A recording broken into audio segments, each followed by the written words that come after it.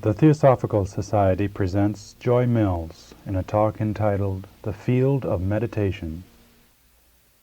I suggest that this evening we need to survey what I have called the whole field of meditation. See if we can discover something of its topography, something of its main features. What does it look like? If one is going to embark upon a journey, one likes to know where one is going, what one ought to take with one, what it's going to be like perhaps when you reach your destination, and various other factors about the journey itself. And meditation, I think, is a journey. It is a journey inward, principally. It is a journey of discovery. And of course, as I said earlier, ultimately, each one of us has to make the journey for himself. He has to find his own mode of travel. He has to determine the conveyance he will use, and he has to decide what he will take with him. But I would like to suggest that in that regard, it is well to travel lightly. For he who would travel farthest travels lightly. And in this particular journey, traveling lightly means really learning about the impedimenta that one carries about oneself. That is to say, the physical nature and its the kinds of obstructions that it can put up, the impedimenta of our emotional swingings, rhythms of movement, from great ecstasy to severe depression, the impedimenta that clutter the room of the mind, because we are dealing with the matter of consciousness when we're talking about meditation, quite obviously. And if our mental quarters are already crammed full of a variety of ideas, notions, prejudices, obviously it is going to be a little bit difficult to clear enough space for the mind to be still. So we will be talking about all of this. But perhaps the big question that immediately confronts us when we are considering the field of meditation is, what makes us start? Today there is a tremendous interest in this subject of meditation. It seems to be the in thing. It has been in for some few years. Interestingly enough, the Theosophical Society, which has been in existence for nearly 99 years, which means for nearly a century, has always suggested that the techniques of meditation are useful in the realization of one's own essential nature. So it has always been an in thing, if I may put it that way, with those who have been interested in the Theosophical philosophy or who have approached the Theosophical Society to discover what the organization has to offer in the way of a philosophy. But in recent years, there seems to have been a particular interest in meditation and in yoga, which is very closely aligned, aligned with meditation. And we may be able to discuss some of the technical differences. Now, what makes us start, however? What arouses our interest in meditation? Why, for example, have you come to attend a series on meditation? Is it not because we become aware at some time or other in our existence, in our lives, of the fact that there must be another realm of reality than the world in which we are normally moving? We feel there must be something more to life than simply the round of daily existence and pushing and pulling and moving about and so on. Plato suggested that we start meditation because we recall, we recollect, remember a realm from which we originally sprang.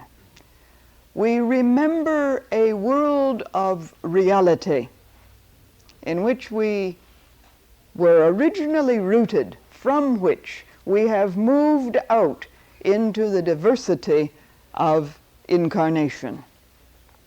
Now, perhaps this is as good an explanation as any, and perhaps it will suffice at least to initiate our discussion, to suggest that something is triggered within us that recalls us to another state or condition of existence, a world of reality to which we feel we are basically, inherently, essentially linked.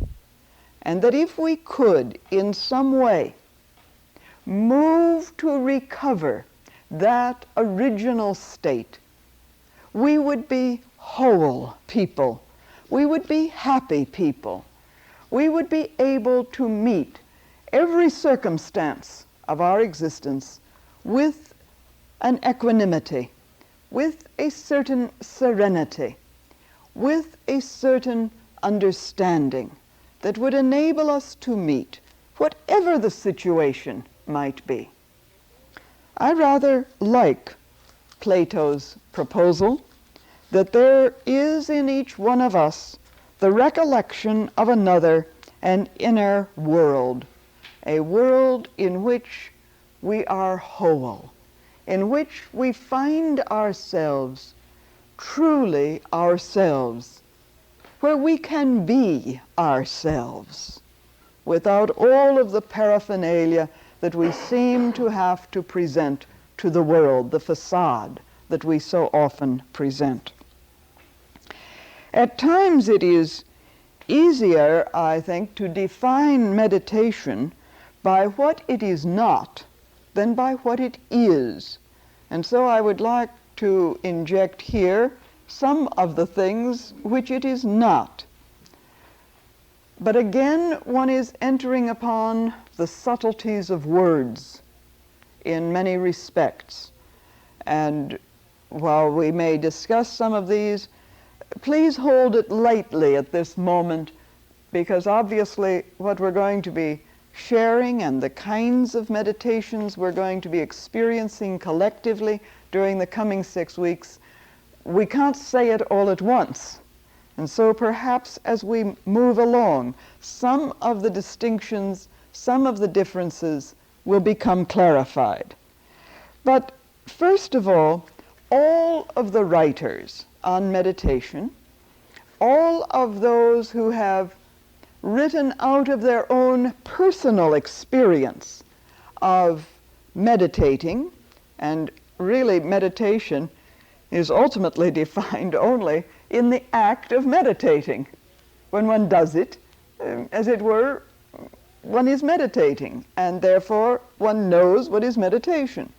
But all of the writers, both those who speak of the various forms of Western styles of meditation, Christian meditation, and the various philosophic schools of meditation in the West, as well as those who write of and write out of their own experience of the Eastern schools of meditation, Hindu meditation, Buddhist meditation, Chinese meditation, all of these, everyone agrees that meditation as an act is not passive.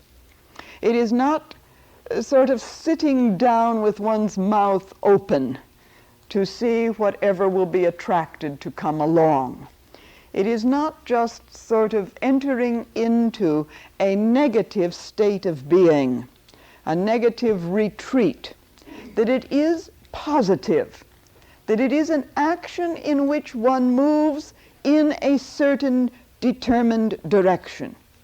In fact, one writer uses the phrase, the first deliberate action, and goes on with regard to what it involves and says, the word deliberate is worth noting here, because from now on, each process that we carry out must be an intended and directed act of the will.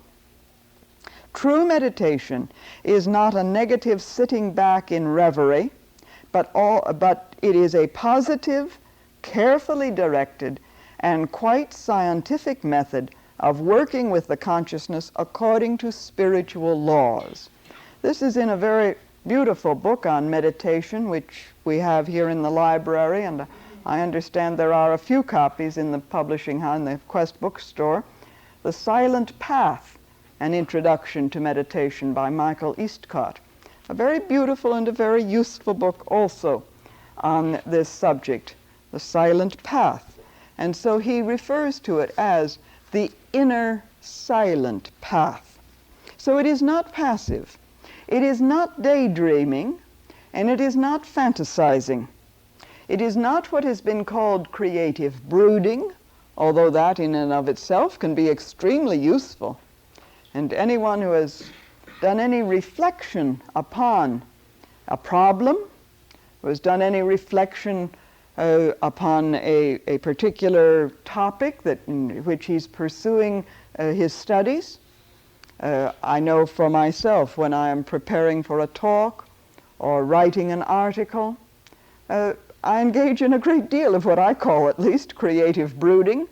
Other people may say it looks more as though I'm daydreaming, but there's a creative brooding which takes place. And this bears a certain resemblance at times, but it is not the deliberate act of meditation. And above all, I would like to propose that meditation is not self-hypnosis. In fact, it bears no resemblance to the hypnotic state, because every faculty is brought to bear and focused as a light upon a particular subject or inwards towards a reality. And so it is essentially a creative act. It is the positive achievement of a leap in consciousness in which all areas of consciousness are harmonized, alert, and focused. It is the art of being.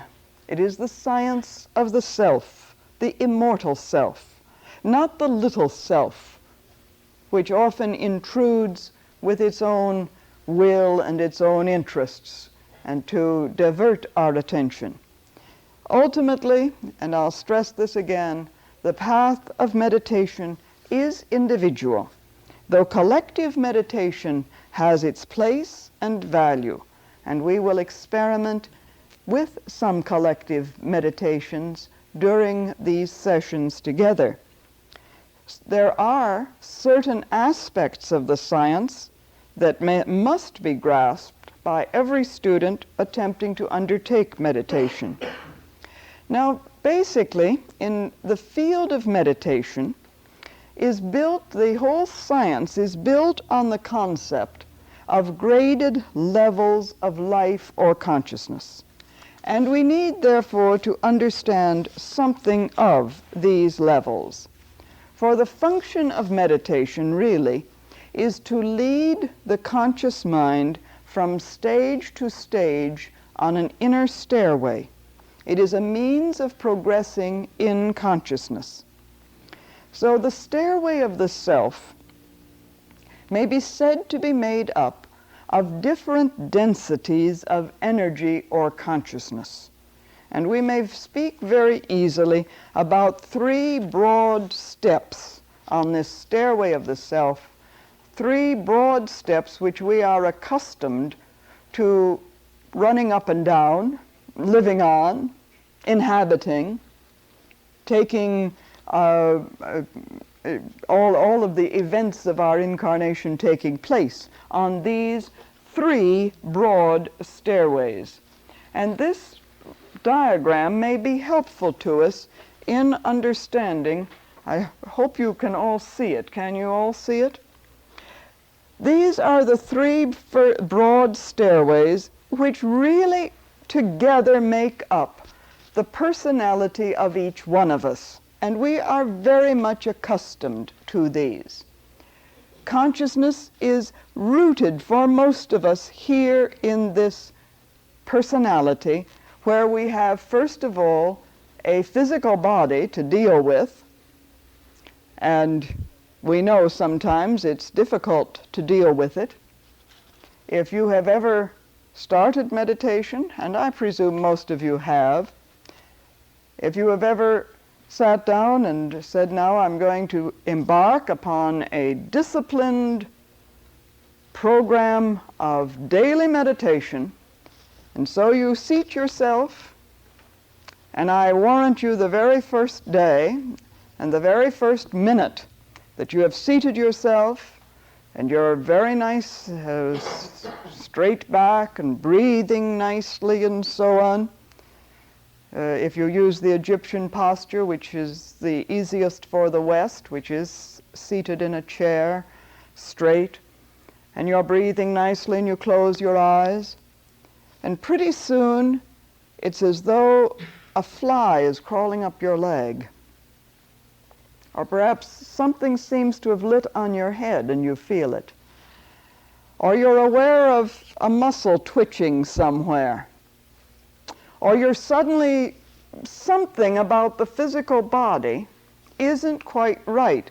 Perhaps I wish I'd had a drink of water before I sat down. I'm thirsty. Or suddenly you're aware of the peculiar rattle of noises and cacophony of sound that can arise from the interior organs somewhere deep within, you know. And you listen to all of those, and the physical body is performing its own unique symphony. All of these things take place, and you think you have the physical body completely under control. You tell it where to walk, you tell it where to sit, you move it about, you get it up in the morning, sometimes with a certain reluctance. You put it to bed at night, sometimes also with a certain reluctance. But just try to bring it into complete alignment with the interior will that says, I am going to use the body as my instrument. I intend that the body shall really perform as I say it shall perform, because I can control it. I can master its various and sundry activities. Well, this is a difficulty that we encounter right at the outset. Within the physical realm, within the physical body, within the whole physical structure, we are talking about also much more than just the dense physical body which we may see or feel or be aware of. For the physical realm also moves all the way from what we might call the dense to the etheric. And the concept of an etheric aspect, an etheric counterpart of the physical body, is becoming a very well-known aspect of the entire study of the fields of energy and consciousness which surround man. This is no longer just an idea found in theosophical literature. Many scientists are postulating the existence of an etheric. And it's a very interesting study, and one can go into that. So the physical level that we're talking about moves from the densest material, solid structure to the etheric.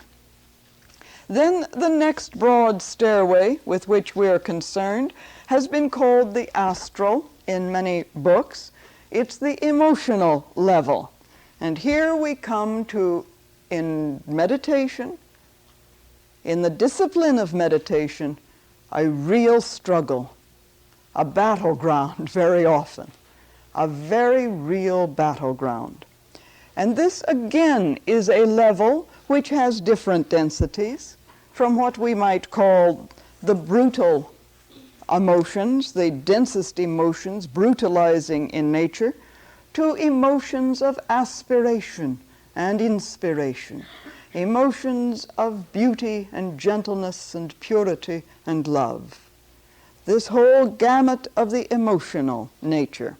And again, how frequently, when we initiate our disciplines of meditation, embark upon this journey inward to the immortal self, to this realm of reality, we come up against all of the emotions that would push us now this way, now that would plunge us into depression or lift us to heights of ecstasy, which are beautiful perhaps, but again in which we are not in control.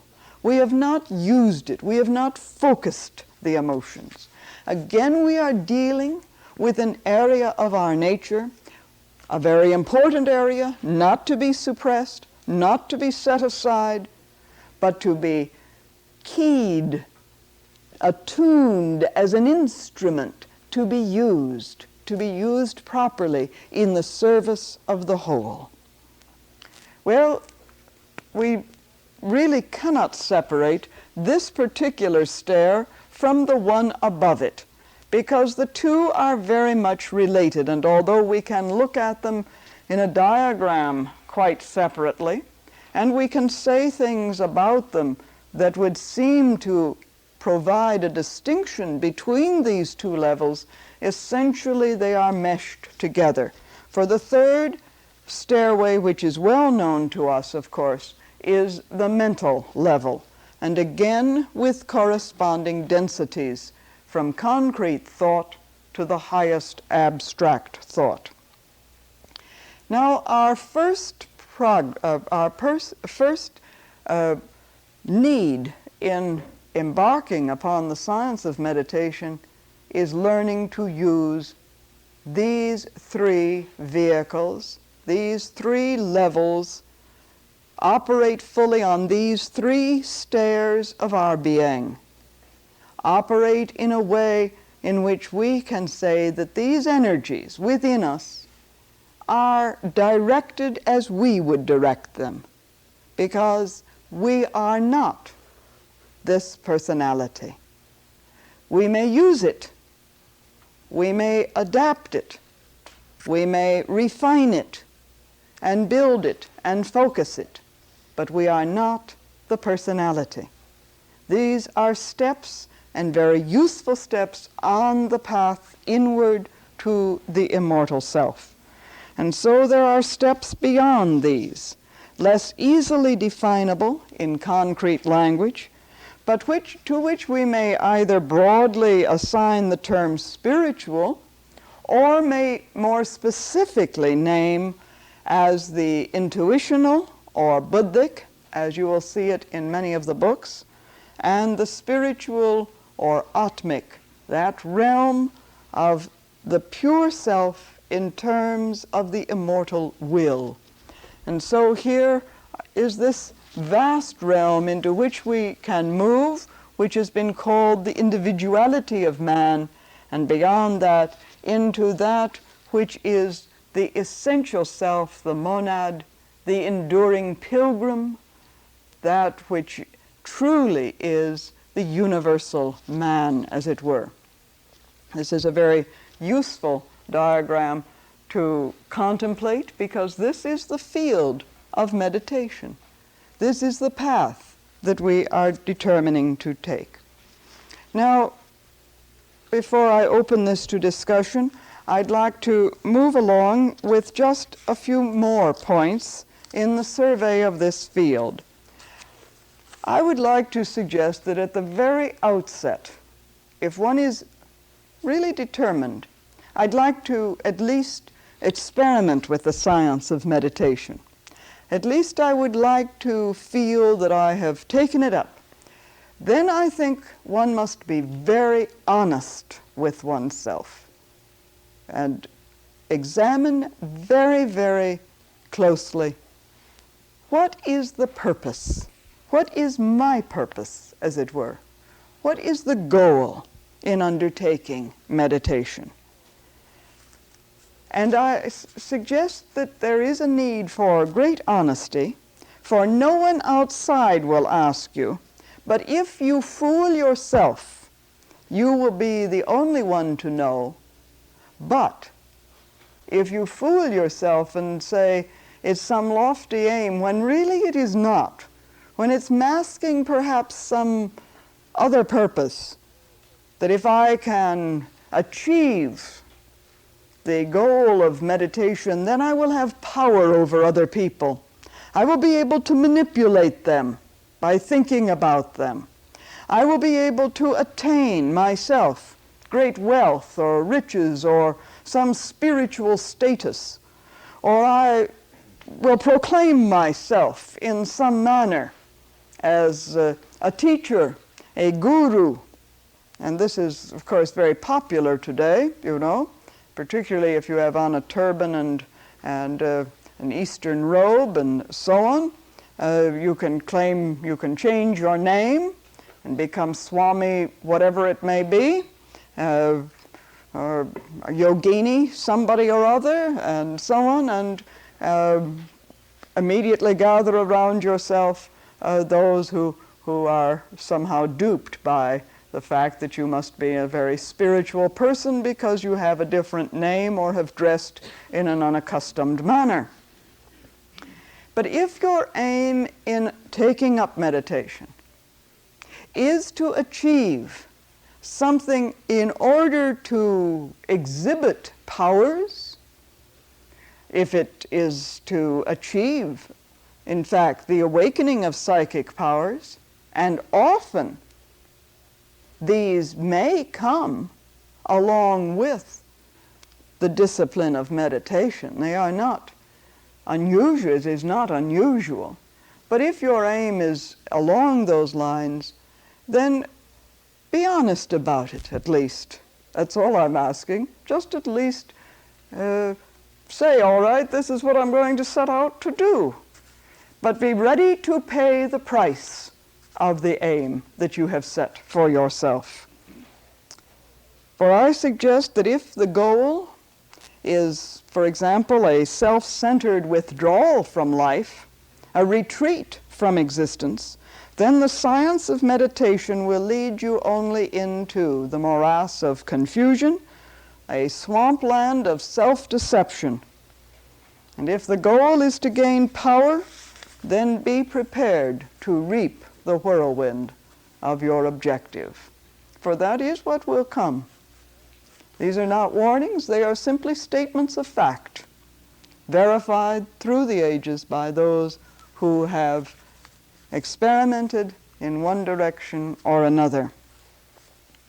Well, therefore, I suggest simply look at yourself.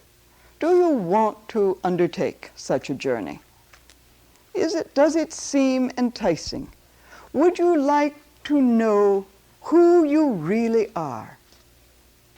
Would you like to prepare your vehicles in such a way that they can indeed be instruments of the immortal self, in order that you can become a center of peace in the world, a center of calm in the midst of the storm that may be raging about us?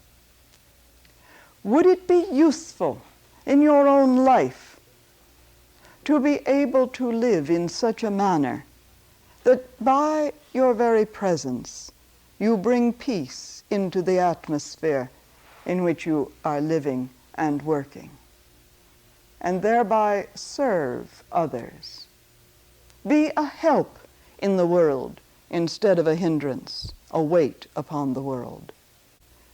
If this is the goal, if this seems a worthwhile endeavor, and of course it is not an endeavor that is achieved in a week or even a month or even a year, for there are those who have been meditating daily for many, many, many years, and who would never think of not setting aside some period of the day, preferably in the morning hours, for a period of inner renewal, of inner relinking of the personality with the immortal self, with the great self of the universe, which is one with the self in all, without any outer show, and yet know from their own experience the inestimable value of this daily routine that is creative, that is unroutinized, because it is creative every day anew in this inner manner. Well then, if you are interested in this deliberate act, then the first step of this deliberate act is to learn the art of relaxation. The art of how to relax the physical body, the emotions, the mind. And this is not easy. One of the, I suppose, almost apocryphal stories that arises in the Theosophical Society has to do with one of the perhaps the greatest leaders of the Theosophical movement, Dr. Annie Besant, who wrote a great number of books and some works on meditation and concentration, and the spiritual life, and the way of discovering this inner realm of the self. And it is said that when she first met the principal founder of the society, H.P. Blavatsky, she asked to be taught how to meditate. And H.P.B. threw a matchbox on the table and said, meditate on that. Because the art of meditation depends less upon the subject than upon the schooling, the deliberate act in bringing oneself into that alignment with the immortal self. And after some little time, H.P.B. said to Dr. Besant, "My dear, you don't meditate with your blood vessels." And so relaxation has a place. Relaxation is the first step to learn to breathe naturally, easily, to relax. Perhaps to relax even in the midst then of all kinds of commotion.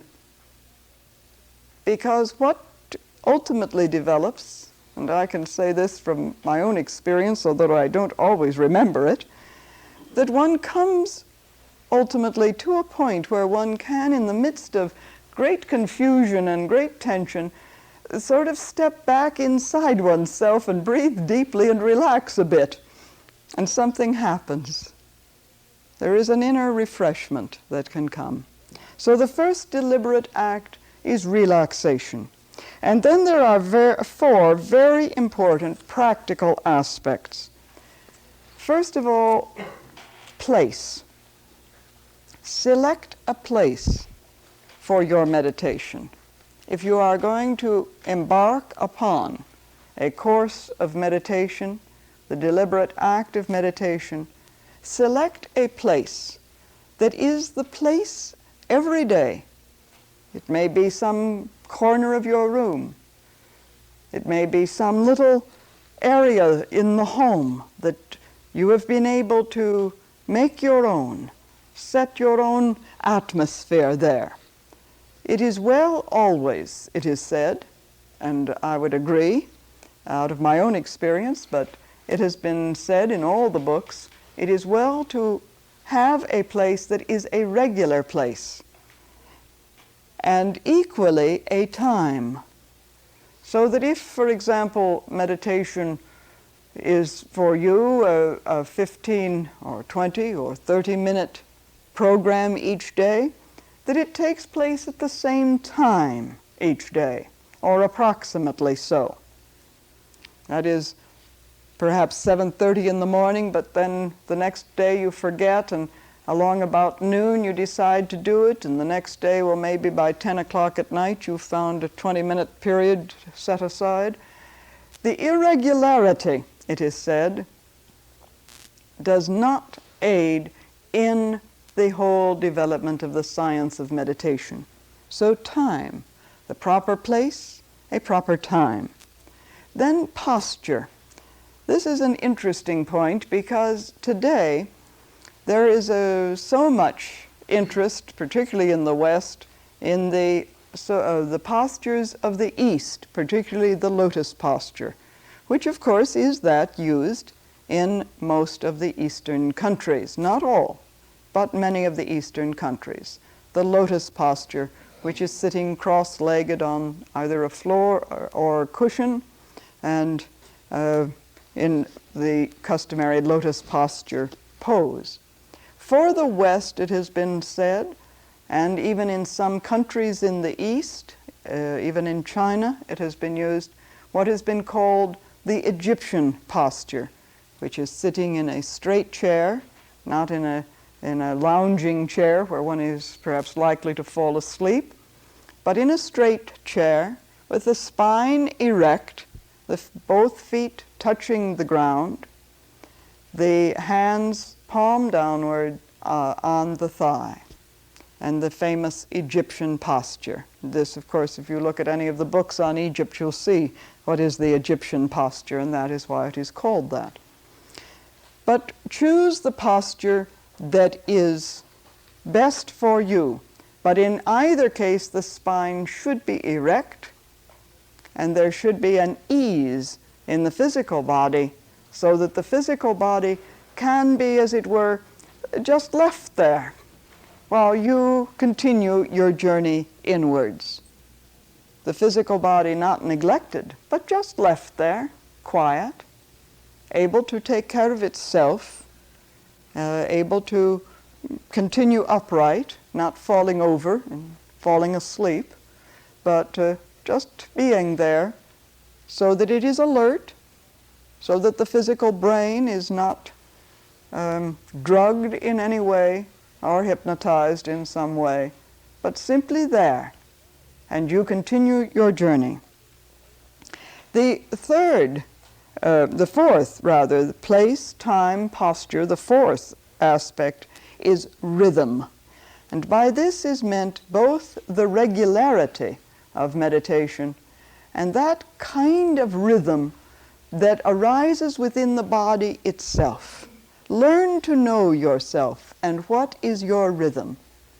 For example, many people find it helpful in beginning the period of meditation to breathe deeply, to breathe from the diaphragm, not in short, shallow breaths as we usually do, but to breathe deeply.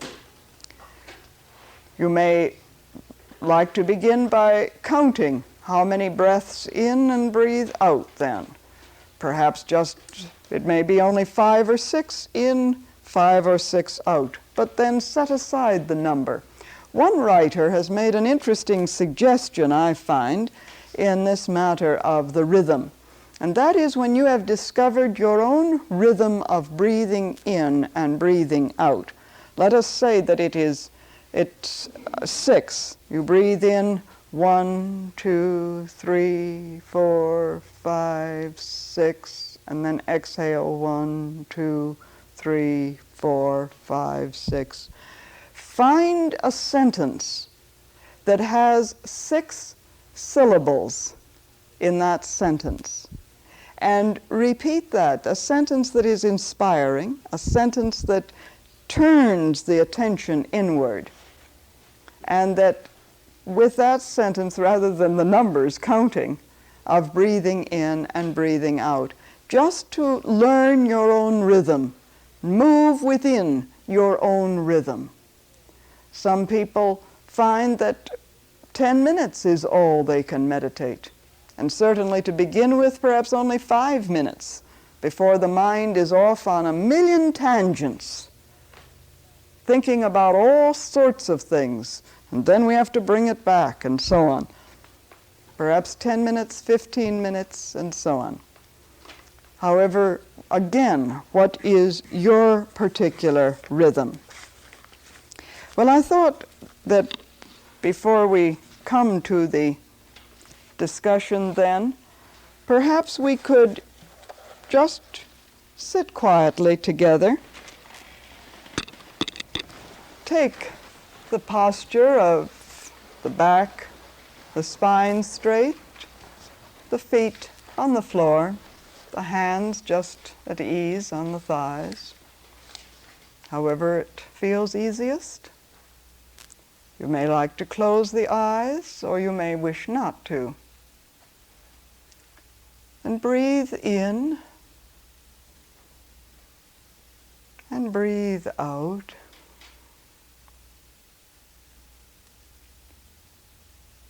Breathe in and out in a rhythmic manner.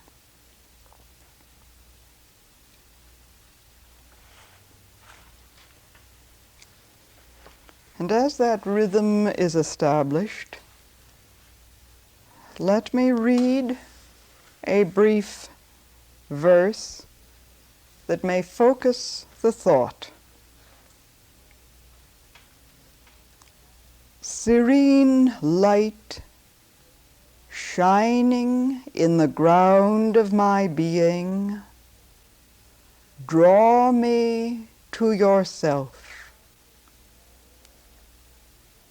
Draw me past the snares of the senses, out of the mazes of the mind.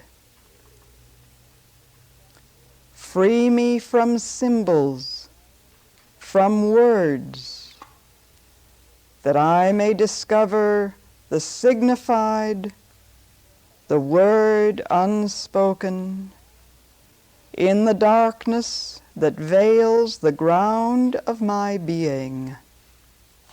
Serene light.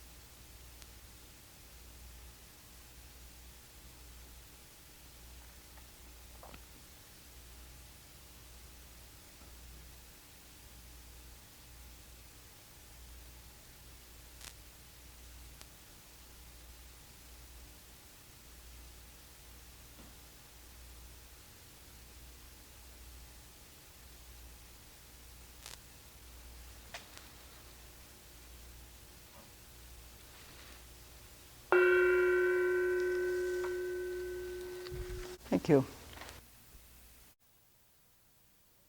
The Theosophical Society presents Joy Mills in a talk entitled Techniques of Achieving Alignment.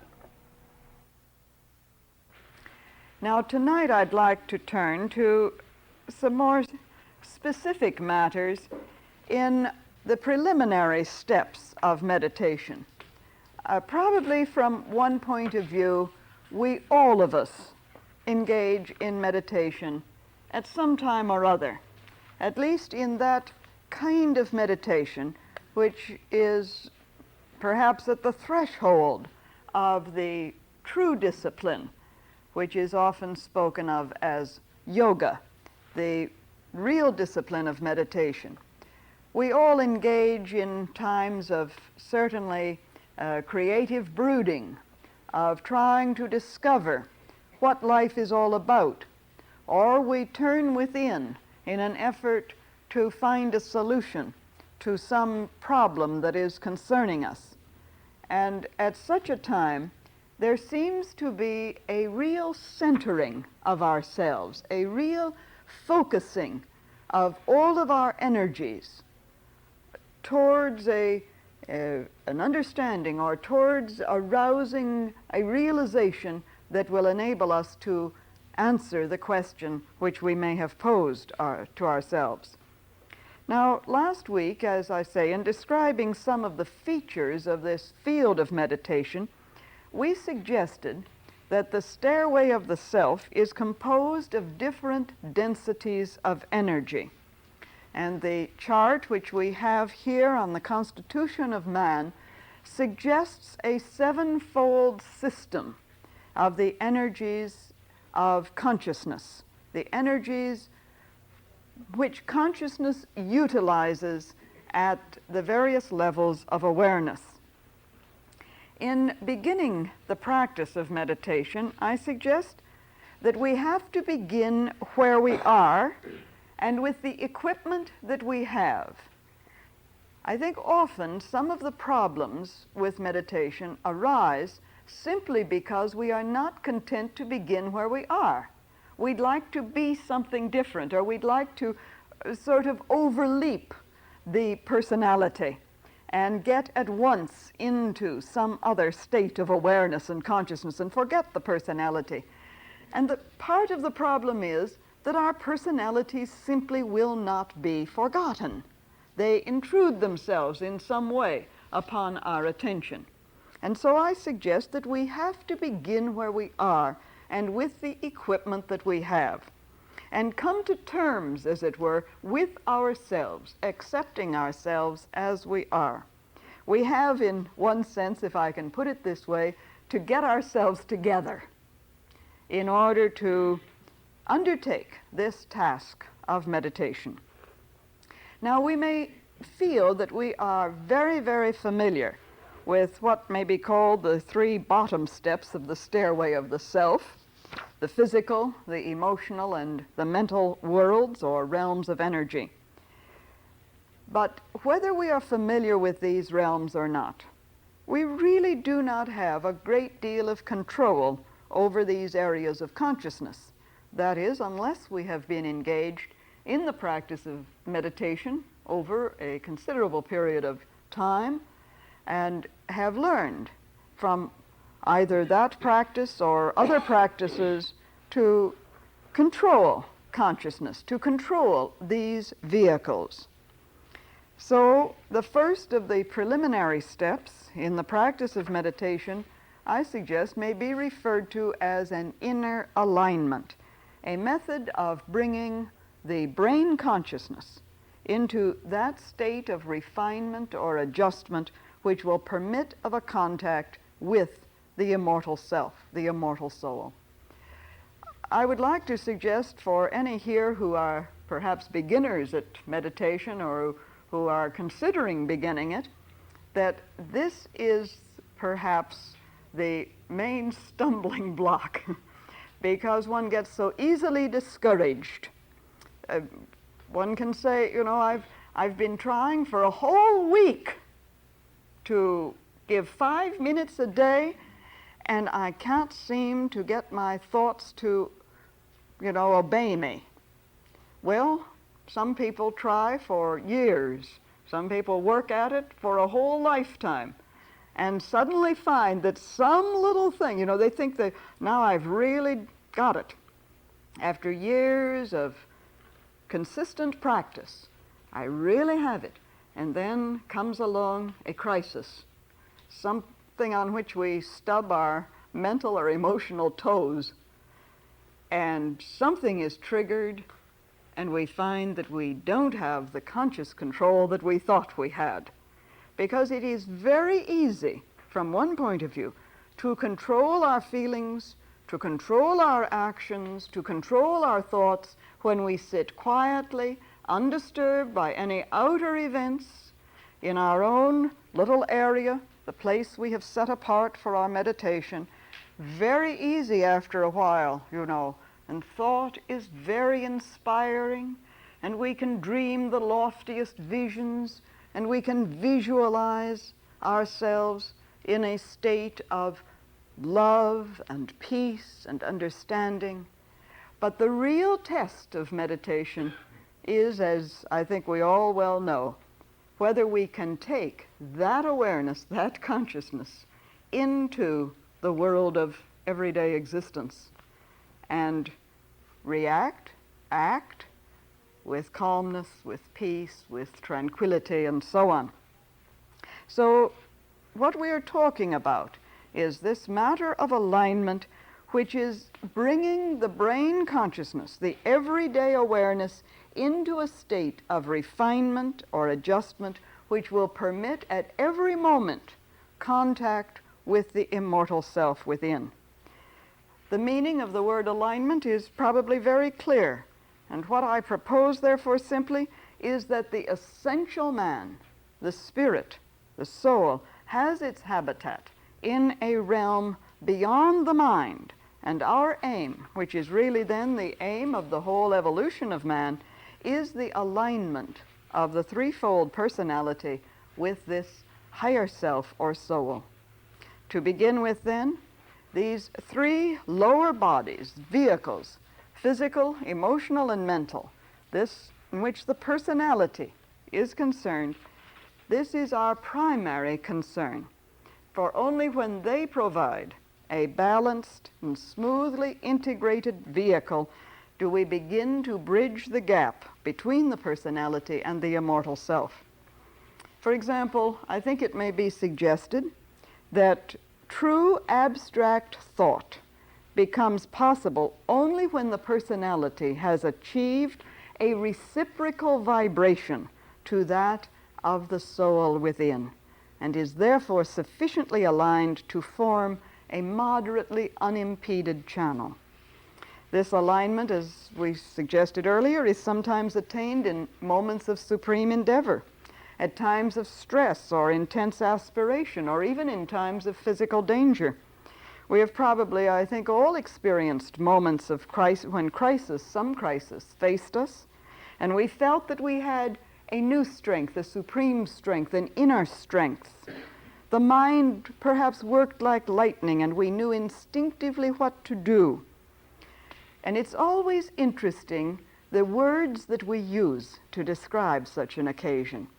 We say of such a moment, we rose to the occasion, as though there were, in a sense, an ascent upwards. Whereas if we do something that we don't like, or we engage in say, an angry word or an emotion of fear or anxiety, we always say we somehow fell to a lower level. We really use words that depict almost an ascent or a descent. And I think these terms in themselves are extremely useful. Now, while this may occur, this rising to the occasion, while this may occur only rarely, we certainly do not forget that in such times we felt no fear, no anxiety, no insecurity, no doubt. We knew, and the knowing was complete and whole, and it seemed to engulf us, to take us in completely. We were fully able to meet the demands upon us, and such a memory, of course, should give us confidence that alignment is possible. If it can be done once, it can be done again, and if it can be done twice, it can be done as a continuing attitude towards life. Now, since, therefore, meditation builds, in a general sense, builds a bridge between the inner and outer aspects of life, we are talking tonight, I would suggest, about this end of the bridge and making it secure, this end of the bridge of consciousness, which is focused right here. Don't try to, be an aerial, ethereal creature lost in some realm of meditation, moving about the world, in a kind of vacuum. What we're talking about is making this practical, that this does something to transform our lives right here, to lead a different kind of existence. This is a very practical matter. And so what we're talking about, as I say, is making secure this end of the bridge, making sure that on this shore where the personality is, where the incarnation has taken place, that there is a firm structure to receive the traffic that will cross the bridge from the further side. Next week, to anticipate a bit, we will discuss concentration and imagination. And in this discussion, we are concerned with the bridge structure itself.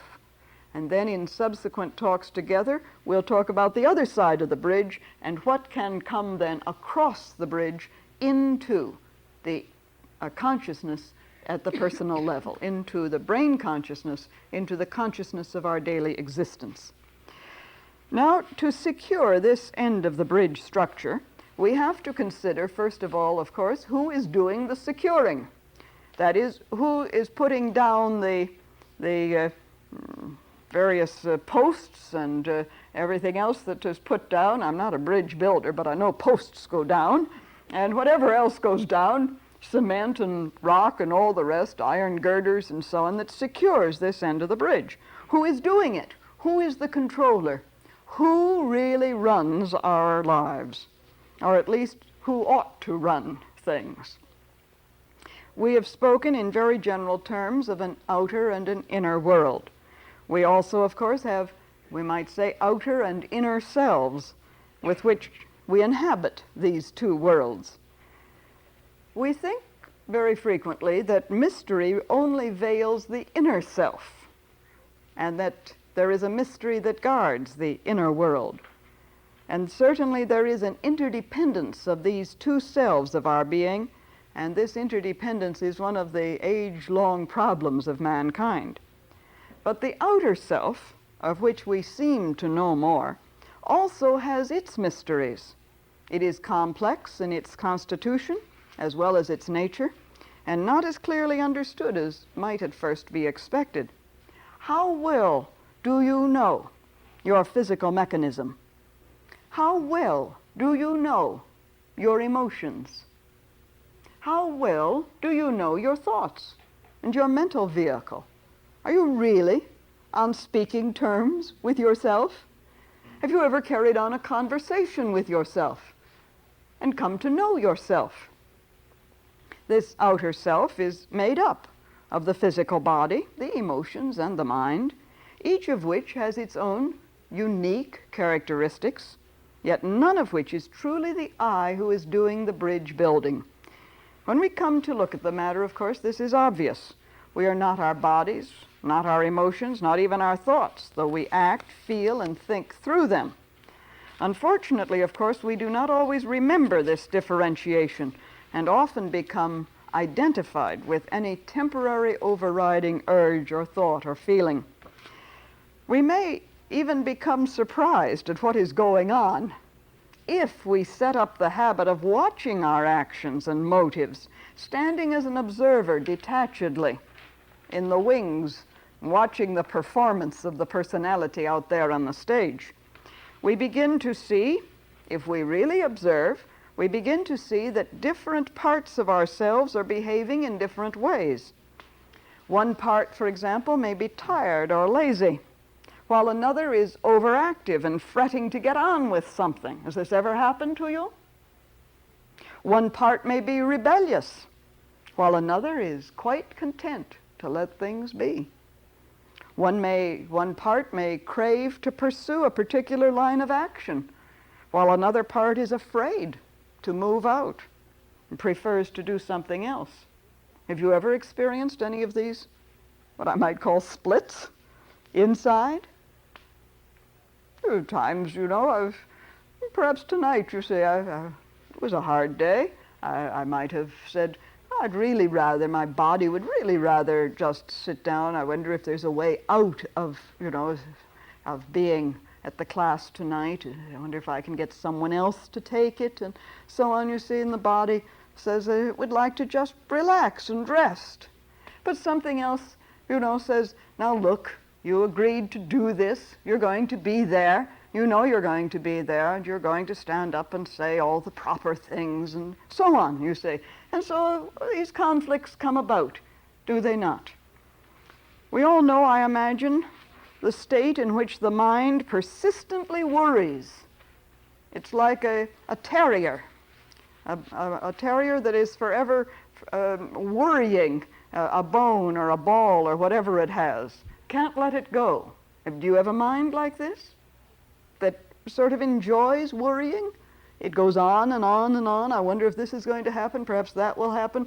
I'm fearful of this. I wonder about that, and so on. It worries and worries and worries. We may have an emotional nature that is quite fearful, while all the time There is something else, a self that is telling us that such a state is utterly without foundation.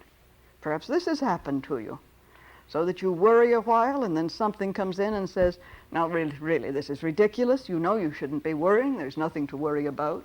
Or we feel fearful. We hear a noise. Something goes bump in the dark, and we begin to feel fearful, and then we turn over and say, now look, this is utterly ridiculous. There's nothing in the house that can harm me. There's nothing to be afraid of. That was just a creak in the wood, an expansion of joints or whatever, and so on. And so we carry on these conversations. But the important thing to note is that we are not always in agreement with the different parts of ourselves. So we are out of alignment. How can there be true meditation, a true moving across the bridge in order to open the channel to the immortal self, if we're out of alignment, if we are out of tune with ourselves? Can anything come through?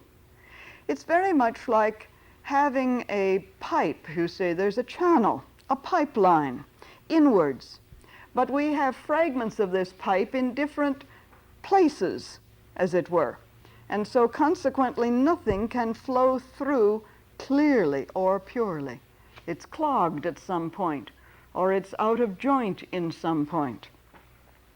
You may remember the wonderful phrase in the Bible when St. Paul complained about the warring within his members, that his mind would fasten itself in one direction, but there arose this warring within the members of his being, referring, I think, very specifically to this conflict within the personal aspects of the self.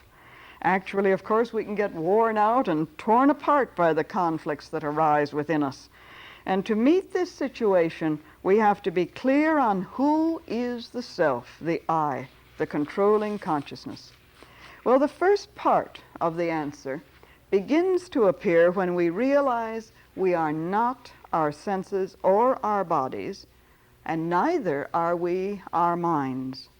In a sense, I think this realization, a true realization, leads us to a confirmation of the independence of an observing self. Some psychologies, following some of the Gestalt techniques, for example, advise various techniques for coming to terms with these aspects of our nature. These are usually very simple techniques of developing an interior communication towards alignment. And so I'd like to mention just a few because you might like to try them sometime. They're very simple techniques, but I can tell you that they are effective techniques in beginning to bring about an alignment of the personal vehicles. For example, sometime try this. Just sit comfortably and close your eyes and imagine that you are looking at yourself, looking at your physical body, what clothes you have on, the expression on your face. Just look at yourself, just as though you were sitting opposite a mirror image of yourself. Just look at yourself. Visualize the physical body completely. How is the image sitting? What is the facial expression? How do you feel physically? And then carry on a conversation with your body. Get to know it. Listen to your own voice. Imagine what your voice sounds like and listen to it. This is an interesting sort of thing because have you ever said, I told myself such and such? Have you ever said this? Or I tell myself I ought to do this and that. Have you ever said this? Try saying, I listen to myself. Instead of telling yourself, listen to yourself.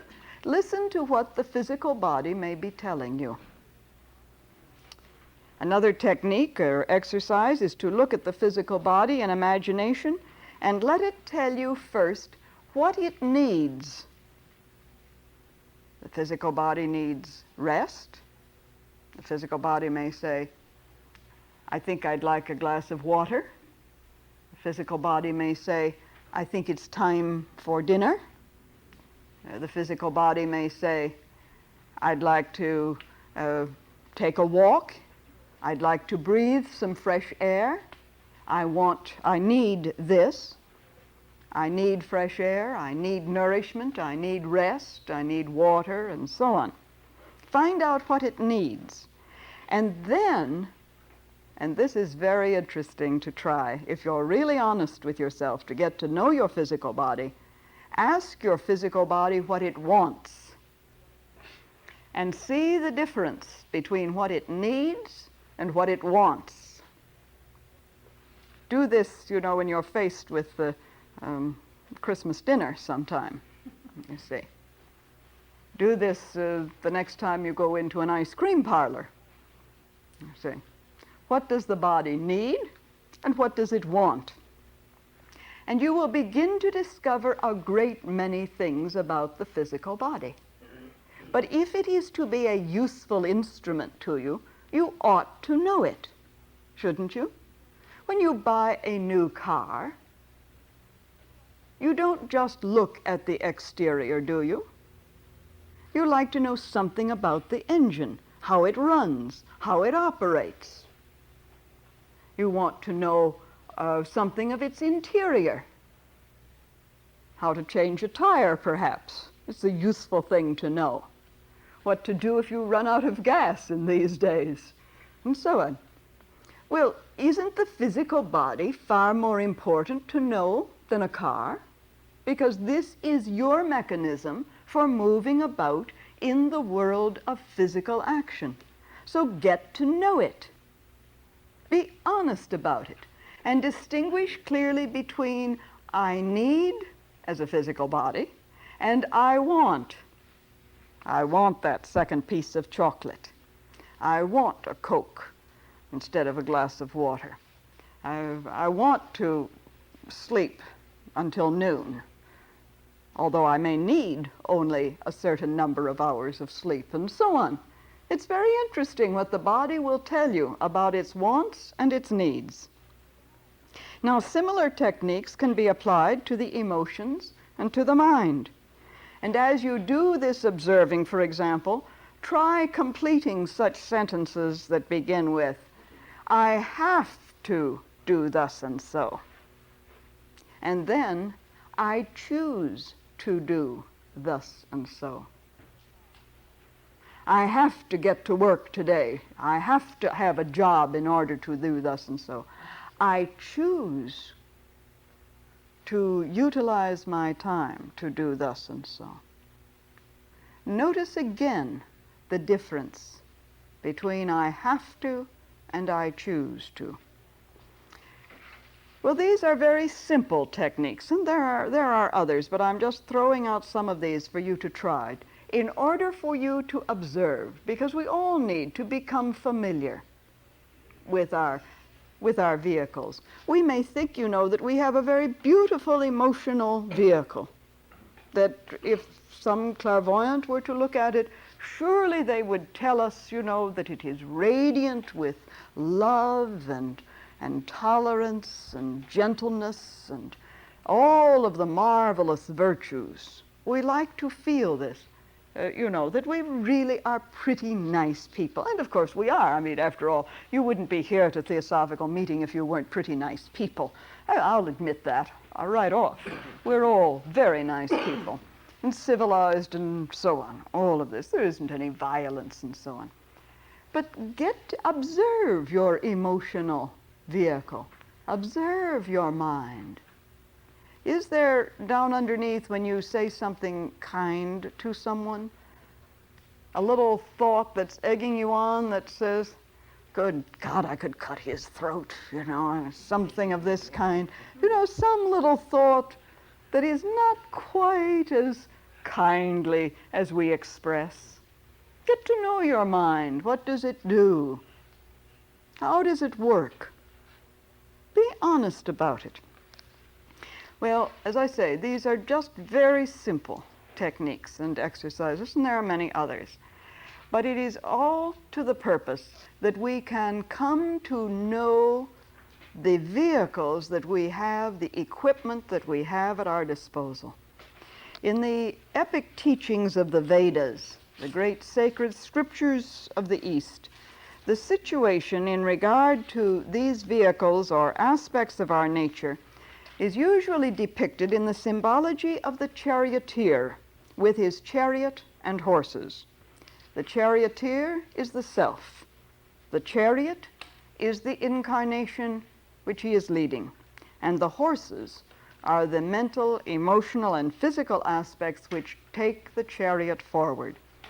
The great systematizer of all yoga systems, Patanjali, carries the analogy even further by proposing that the reins with which the charioteer controls his horses are the thoughts by which the self communicates with his threefold nature. And so he can hold the reins taut, he can loosen them, he can permit the horses to go off on their own, and so on. Plato, in the Greek tradition of the Western world, also used the analogy of the charioteer. And in one of the dialogues he remarks with great frustration, "As might be expected, there is a great deal of trouble in managing the horses."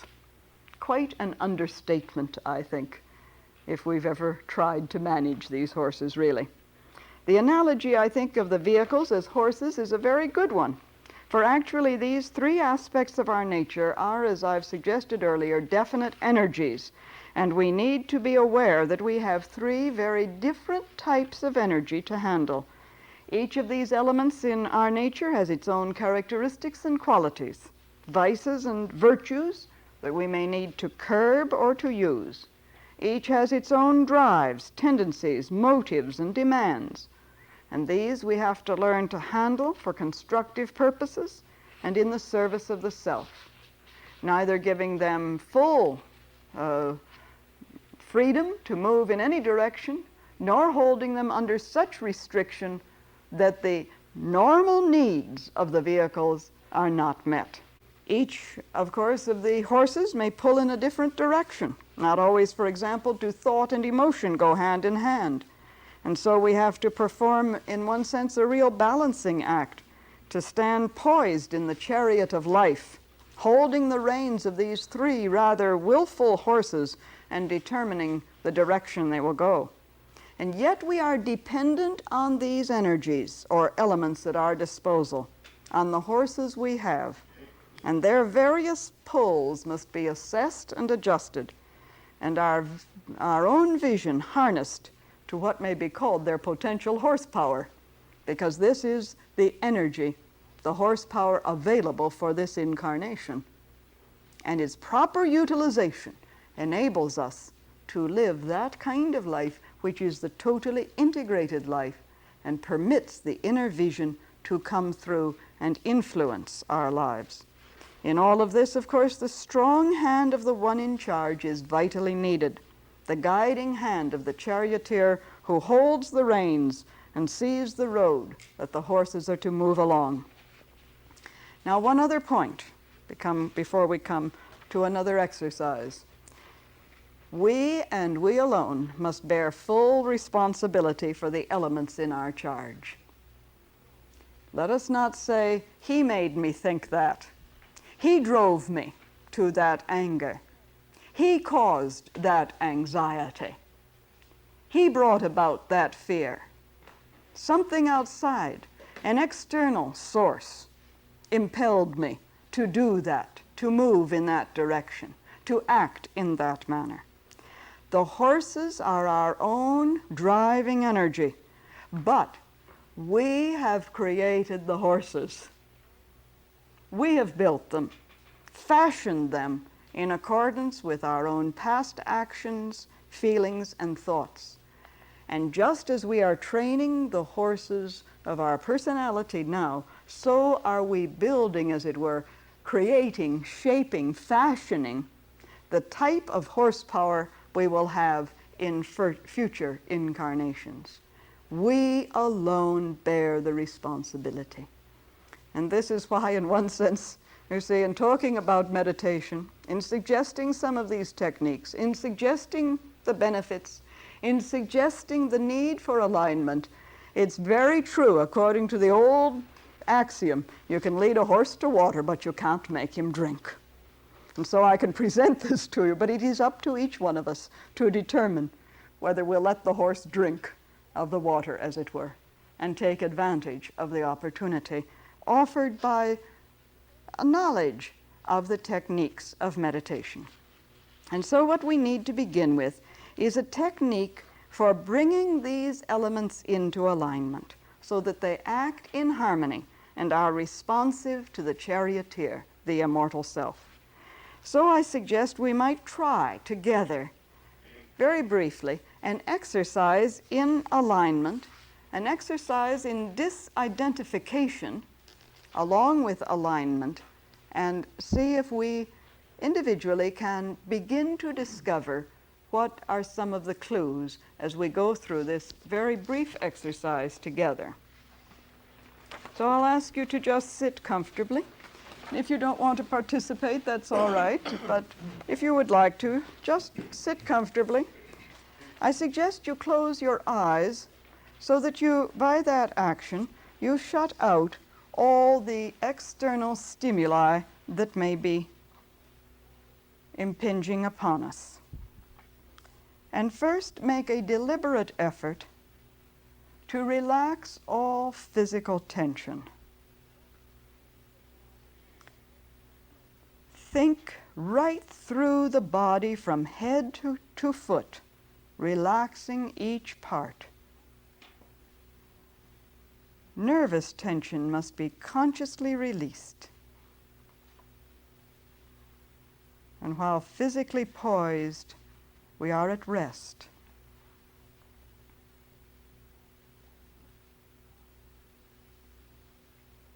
I have a body, but I am not my body.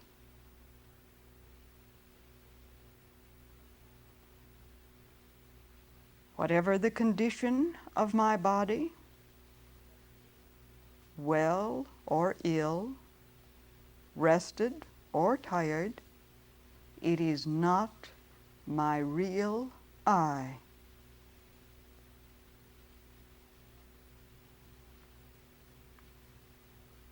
My body is my precious instrument of experience and of action. But it is only an instrument. I treat it well. I breathe in and breathe out.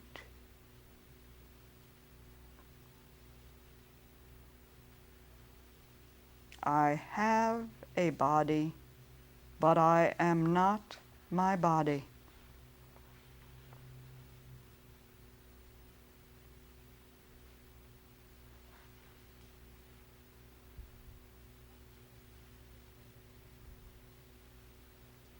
Now shift the polarization to the emotional level. Draw in the consciousness and try to stand at a still central point. The emotional body can be imagined as a smooth and limpid pool with a quiet, reflective quality which will offer no impediment to alignment with the mind. I have emotions, but I am not my emotions.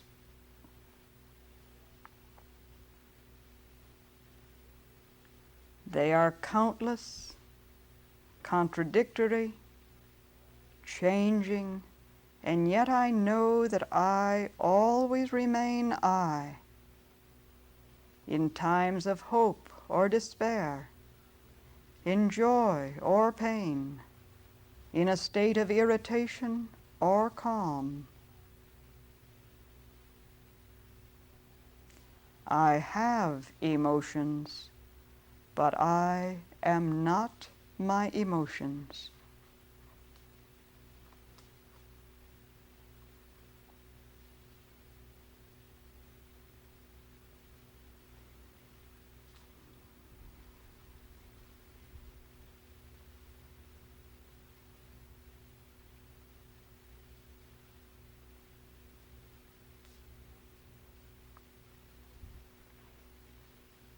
Now turn the consciousness to the mind. I am a point of focused thought.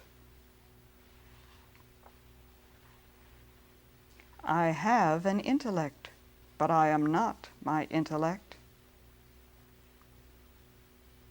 It is more or less developed and active. It is undisciplined but teachable. It is an organ of knowledge, both of the outer and the inner worlds.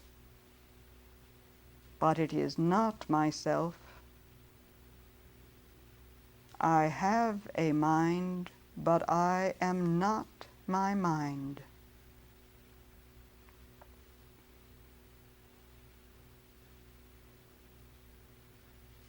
I am a center of pure self-consciousness, a center of will, silent, at peace, calm. I am the constant and unchanging self.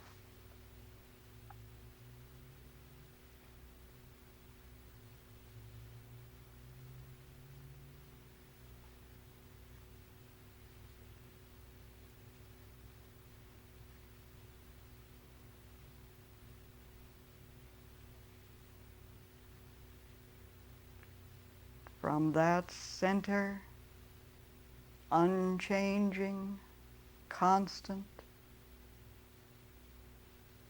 I turn outwards to the mind, an instrument to use in thinking.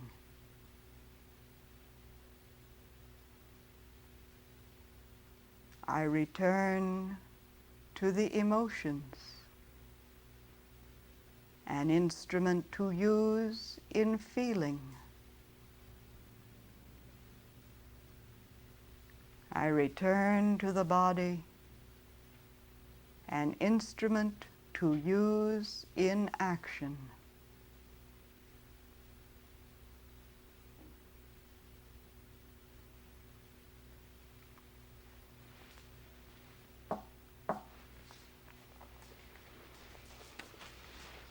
Thank you for trying that with me. This is again just a very simple but preliminary.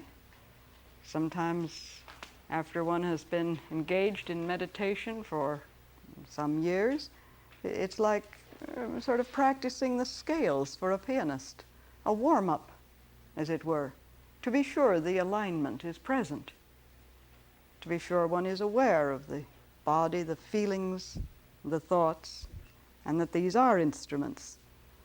And just as the accomplished pianist never forgets his scales, but often does use them as for warm-up practice, so the individual seated in the calm center of meditation never forgets the preliminary steps and often uses them as the pianist does his scales to be sure the attunement is there, the harmony is there, the alignment is present. This concludes Techniques of Achieving Alignment by Joy Mills. The Theosophical Society presents Joy Mills in a talk entitled From Concentration to Imagination. Now we come tonight then, in our series of studies on meditation, to what I think are two most important aspects of the subject, two factors which all writers, East and West, every book on meditation, whether it deals with the Western systems of meditation, the systems of Christian meditation, the various systems within the Western types of meditation, or the Eastern types of meditation, Buddhist, Hindu, Chinese, whatever. All books on meditation agree are two very essential factors that must be involved in the systematic and orderly practice of meditation. And anyone who has attempted meditation at all, who has said, I'm at least going to try and engage in meditation, immediately comes up against these.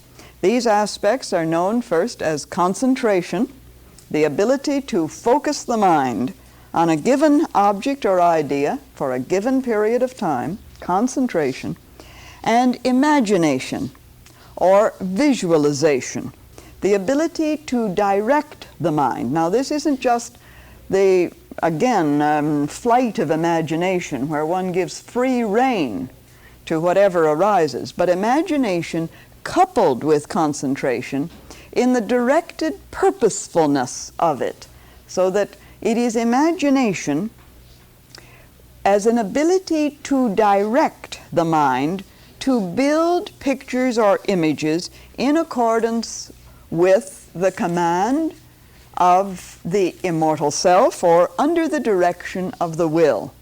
And tonight I want to try some experiments in this and have you participate and see how far we can go in this. But first, let's look at these two aspects a little bit. Concentration.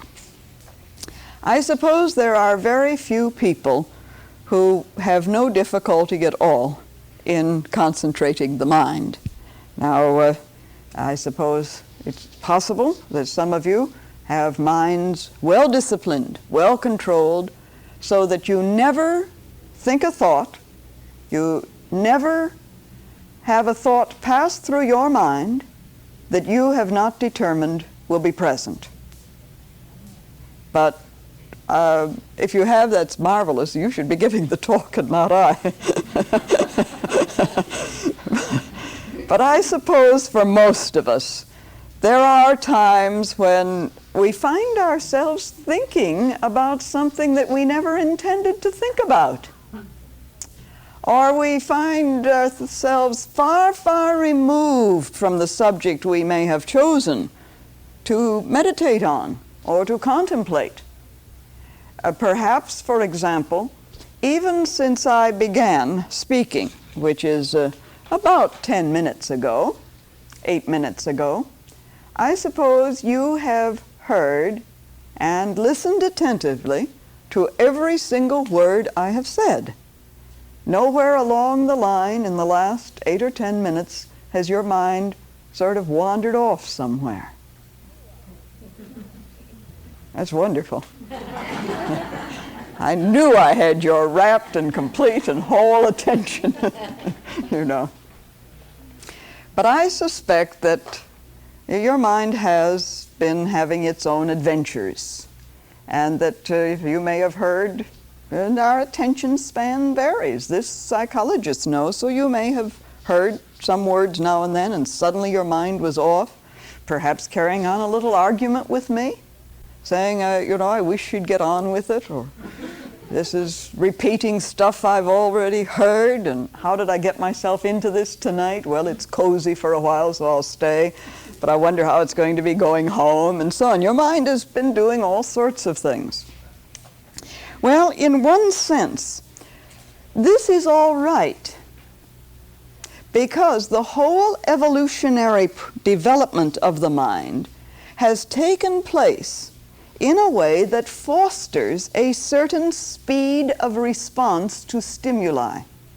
So this is why I say, in a certain sense, this is all right, that you have minds, that we all have minds that are quick to respond, to move, that have a real speed of mobility, because the whole evolutionary process in the development of the mind is the bringing about of a condition in consciousness in which there is this kind of speed of response and a mobility of the mind. That is, the mind has become accustomed to moving swiftly from stimulus to stimulus, alert to sensations from without, turning attention quickly from one thing to another. Now, this has been part of the evolutionary process because it is part of the process of protection of one's incarnation, for example. You see, if you walk out into the street and you are so concentrated on spiritual liberation that you fail to hear the automobile horn that's suddenly honking at you, you are in danger of losing a rather precious possession, your body, an incarnation. So it is well that the mind has become alert, you see. So this is nothing against it. But we are at a stage in evolution in consciousness where now we have to begin to tame the mind, to train it, to bring it under control of something else, the self, the immortal part of our being, you see. Without losing this mobility, this extreme responsiveness to outer stimuli, but to learn to discriminate between the times when it is useful for the mind to respond in that manner to outer stimuli, and those times when we want to turn off all outer sensation, as it were, and not regard it, not regard the outer sensations. And here is the tough battle, isn't it, you see? Because when you sit down to meditate and begin the practice of concentration as the first step in meditation, the mind is still going on and responding to outer sensations. A fly rests at the tip of your nose, you see. Now, the mind has been customarily in the habit of reacting, you see, so that a sense stimulus is present, and there is an automatic reaction to brush the fly off. Well, we'll come to some of this, and I have a story to tell you a little later on. But here we are confronted with the need then to quiet the mind, to help it stay in place, as it were, to focus on one thing to the exclusion of all other outer stimuli and sensations. Dr. Annie Besant, in her superb analysis and very helpful survey of this entire process, and those of you who may not be familiar with it, I certainly recommend her little book, Thought Power, which is very basic and very helpful and begins right at the beginning, as it were, with this whole matter of concentration and gives some marvelous clues to it. She comments on this difficulty which confronts us by saying this: while the mind is collecting materials for thought, extreme mobility is an advantage. And for many, many lives, the mind grows through this mobility. This is what I've been saying earlier. The stoppage of this habit of running outwards in every direction, the imposition of fixed attention on a single point, this change naturally comes with a jar and a shock. I think it's marvelous, because it does. The mind is, I've got to be, who thinks he's going to control me, says the mind, as it were. And the mind plunges wildly like an unbroken horse when it first feels the bit. And you remember last week we used the analogy, which is used in so many books, of the charioteer and the horses. The horses being the three horses who should be driven in tandem, the three horses of the mind, the emotions, and the body should be driven in unison, neither one going out of kilter, as it were, and carrying the chariot of the of the whole purpose of existence off into one line or another. So concentration is simply a mental challenge. In the East, the mind has often been compared to a monkey, which I think is a marvelous comparison, with its tendency to leap about from branch to branch and follow an endless pattern of activity. And it's interesting, in the West, in the Greek tradition, the very word psyche, which is the Greek term for that whole mental emotional principle, which has often been called the soul, is the Greek word for butterfly. So you can have a monkey or a butterfly, whichever you prefer. A tendency, in other words, of restless activity and to leap about. This analogy, of course, I think not only illustrates the restlessness of the mind, but also indicates the fact that the mind is a real entity, a part of ourselves with its own identity and with its own inclinations, sometimes acting rather independently from the instructions we may give it, as we well know. So, as has been suggested by some writers, it may be necessary to induce meditation, in order to get started in meditation, to sort of play games with the mind, sort of get it into the proper frame of doing what we think it ought to do, and to play with the mind with skill rather than bludgeon it into obedience. Because obviously, you cannot bludgeon it without damaging its power to be a useful instrument. You cannot drug it, you see, and say, well, look, my mind is so active, and I want it to do what I think it ought to, so I will simply drug it. You see, I'll put it to sleep. Well, a lot of good the mind is then. You're not in a state of meditation, you're in a state of drugged sleep, you see, and so be honest about it. So you have to use the mind and use its mobility and its restlessness with skill. Just as, you see, the best racehorse is not one that's, ready for the glue factory sort of thing, not the old, horse that can hardly limp around but obeys you constantly. It's the horse that is all primed and alert, but well directed. Ernest Wood, for example, in his excellent book on concentration, has pointed out that in all of these matters we must do no violence. As he says, we are not hard and lofty masters, whipping a wild animal into sullen obedience. To command the mind is one thing. To teach it as a willing and happy pupil, continually finding new delights of experience in healthy functioning, is quite another.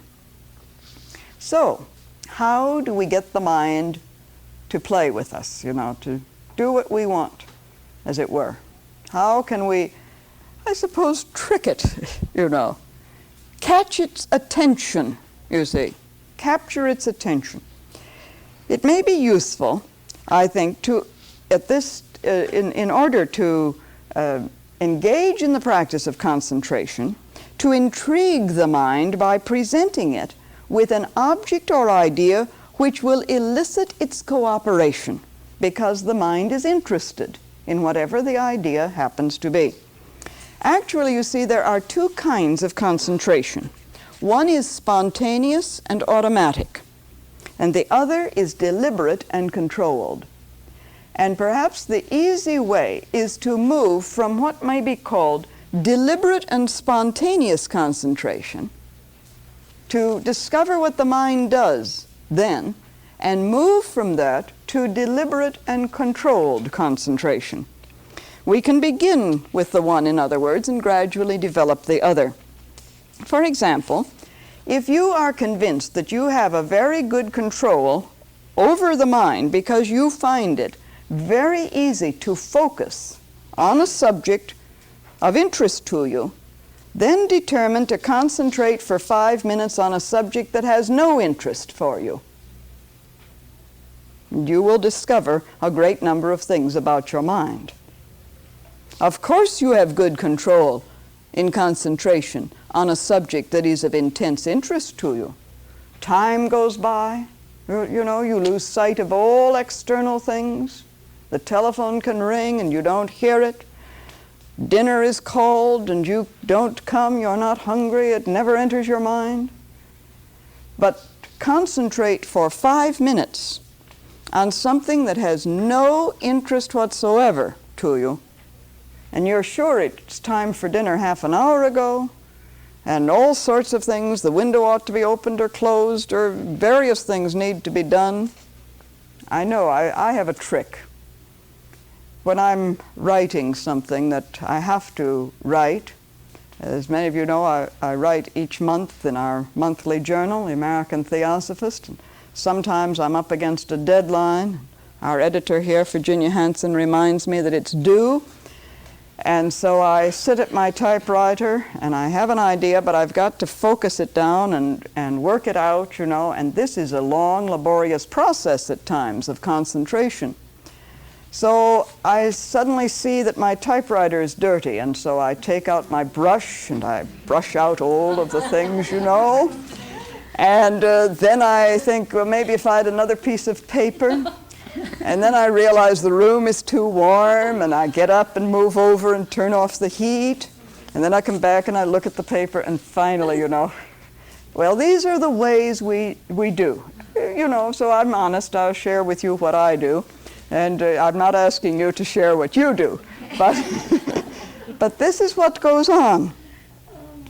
Now, you may find, of course, if you really look at this matter of the difference between concentration when you're absorbed in a subject and concentration when you just can't get your mind to focus on it, that there is present or absent one factor. In other words, that there is one factor, we could say, that is present in spontaneous concentration that is always present no matter what the subject, and that is some strong emotional or mental motivation, a desire, an interest, excitement, and so on. All of these pull the mind, don't they, to a focus, as it were, pull our thoughts to a focus. And I think this may be the clue in helping us with the development of concentration as a deliberate and controlled practice. Now, how can we invest the subject on which we consciously determine to focus the mind in concentration? How can we invest it with a strong motive? This is the heart of the question in getting ourselves into the initial stages of concentration. Here, I suggest, is where imagination or visualization come into play and may be very helpful in enticing the mind to concentrating. Now, this is not yet meditation. This is a first step, however. It is a preliminary step and an essential step on the stairway of meditation. In one sense, it's rather like telling the willful and restless child that if he will focus on his homework and really get it done, he will be rewarded with a certain amount of freedom after that. So it's telling the mind, now, please, just for 10 minutes, you're going to focus. You're going to consider this subject or object, whatever it may be. And then after that, I'll let you, sort of go outdoors and play. Think about anything you want to think about. Concentrate for a while and then go about your usual activity. So it is that deliberate, controlled concentration is carried out under the orders of the self, and there may be very little emotional urge or desire behind it. In fact, the order may even be rather dull and unattractive to the mind. But the determination has come from a deeper center within. And this, of course, is the determination that must be present all along the way in learning to meditate and in the practice of meditation. Well, we might use as an example, let us say that I place before you a number of random lines, just random lines and shapes, and I ask you to concentrate on them. Here is, for example, I'm going to just show it to you, you see. And I'm going to say, these random shapes, you are to concentrate on. You are to concentrate on them so that you can recall precisely what they look like. This is one of the exercises in concentration. To look at something, let us say, for 5 minutes, and then to be able to reproduce it, you see. Now that's rather difficult, isn't it? And this is rather meaningless, isn't it?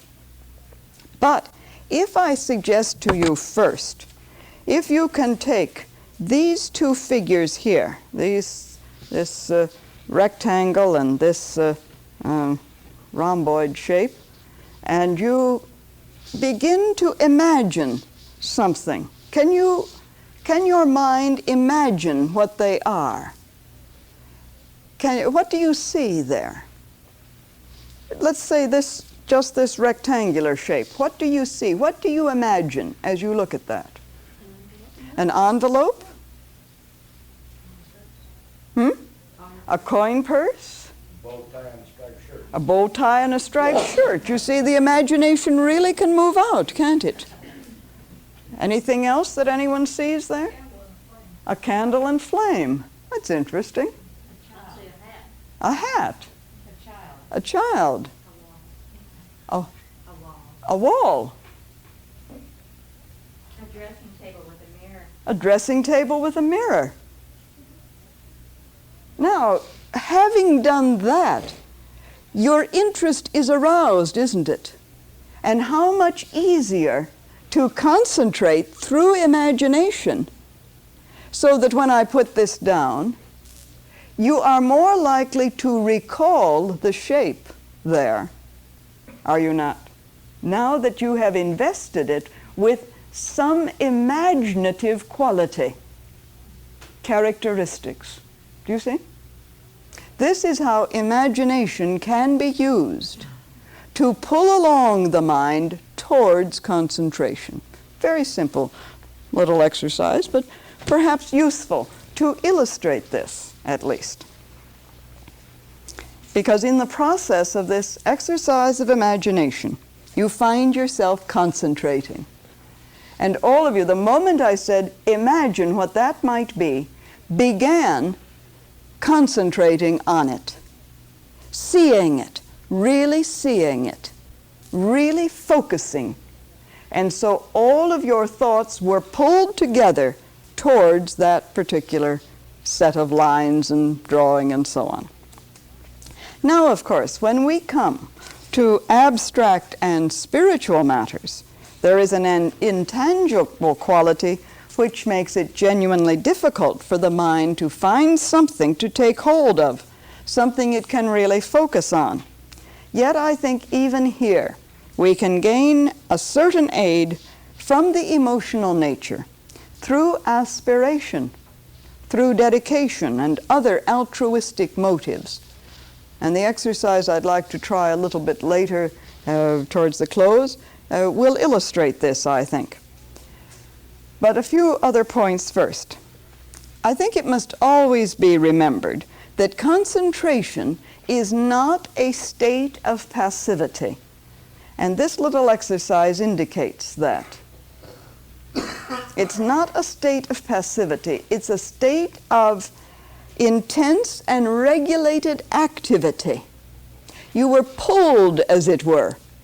Thought was pulled towards the image which I presented to you. And so it resembles, concentration resembles in the mental world, as Dr. Besant has pointed out, the gathering up of the muscles for a leap in the physical world. It resembles this. And I think the analogy is quite apt. For just as when one focuses or draws together all of one's physical energies to do something, say to run or to leap or whatever it may be, or one gathers all one's physical resources, and then afterwards there is a release and a feeling of fatigue. So very often there comes a physical fatigue after prolonged concentration. One of the reasons why it should not be engaged in too long, because the physical body also needs its due, as it were. It must be given its attention. Its needs must be provided for. And so often there comes about this sort of interior, what has been called a kind of biological clock that alerts us to the fact that the body is tired. Concentration now may cease because the body has actually felt its reaction in terms of a fatigue. Another point I think should not be overlooked. Some types of minds are by nature perhaps more diffuse, and concentration is more difficult, therefore, for some people than for others. And I think this shouldn't bother us. We say, I've been trying to concentrate for years, and someone, your neighbor, says, gee, that's so simple. I really have got that step down. I can immediately concentrate. I think we should just try to assess our own abilities and capacities, our strengths and weaknesses, and take courage from our assets and work then at whatever our deficiencies seem to be. For example, perhaps it may be necessary for those who tend to be dreamy and vague to work at developing their minds along objective lines, to train themselves to a precision of observation through concentration, a real precision of observation, while those who are over-objective, who are inclined to be critical, inclined to be very precise, may need to cultivate a little more imagination and ability to think abstractly, so that we balance these factors. Of course, a very simple exercise in concentration is looking at a picture or a building and then jotting down all the details remembered from that perception. This should be done, however, with some precision, checking the results. Go back and look. What did you leave out? Or evoke, if you are the very precise kind, evoke a picture in your imagination. Hold it steadily in the mind's eye and build in carefully every detail, and then let go of it. Withdraw from it. Such an exercise, of course, evokes the power to visualize as well as to concentrate and recall. And in this, of course, one comes up against some of the problems of imagination, which has its own problems too. The tricks that imagination can play upon us if we are not alert. And so the imagination, which is really very important, because in its creativity, it is one of the valuable instruments we have for meditation, can also play tricks on us, aiding and abetting the mind in its desire to escape from concentration. It can aid concentration, and it can also aid the mind to escape from concentration, as we can wander off.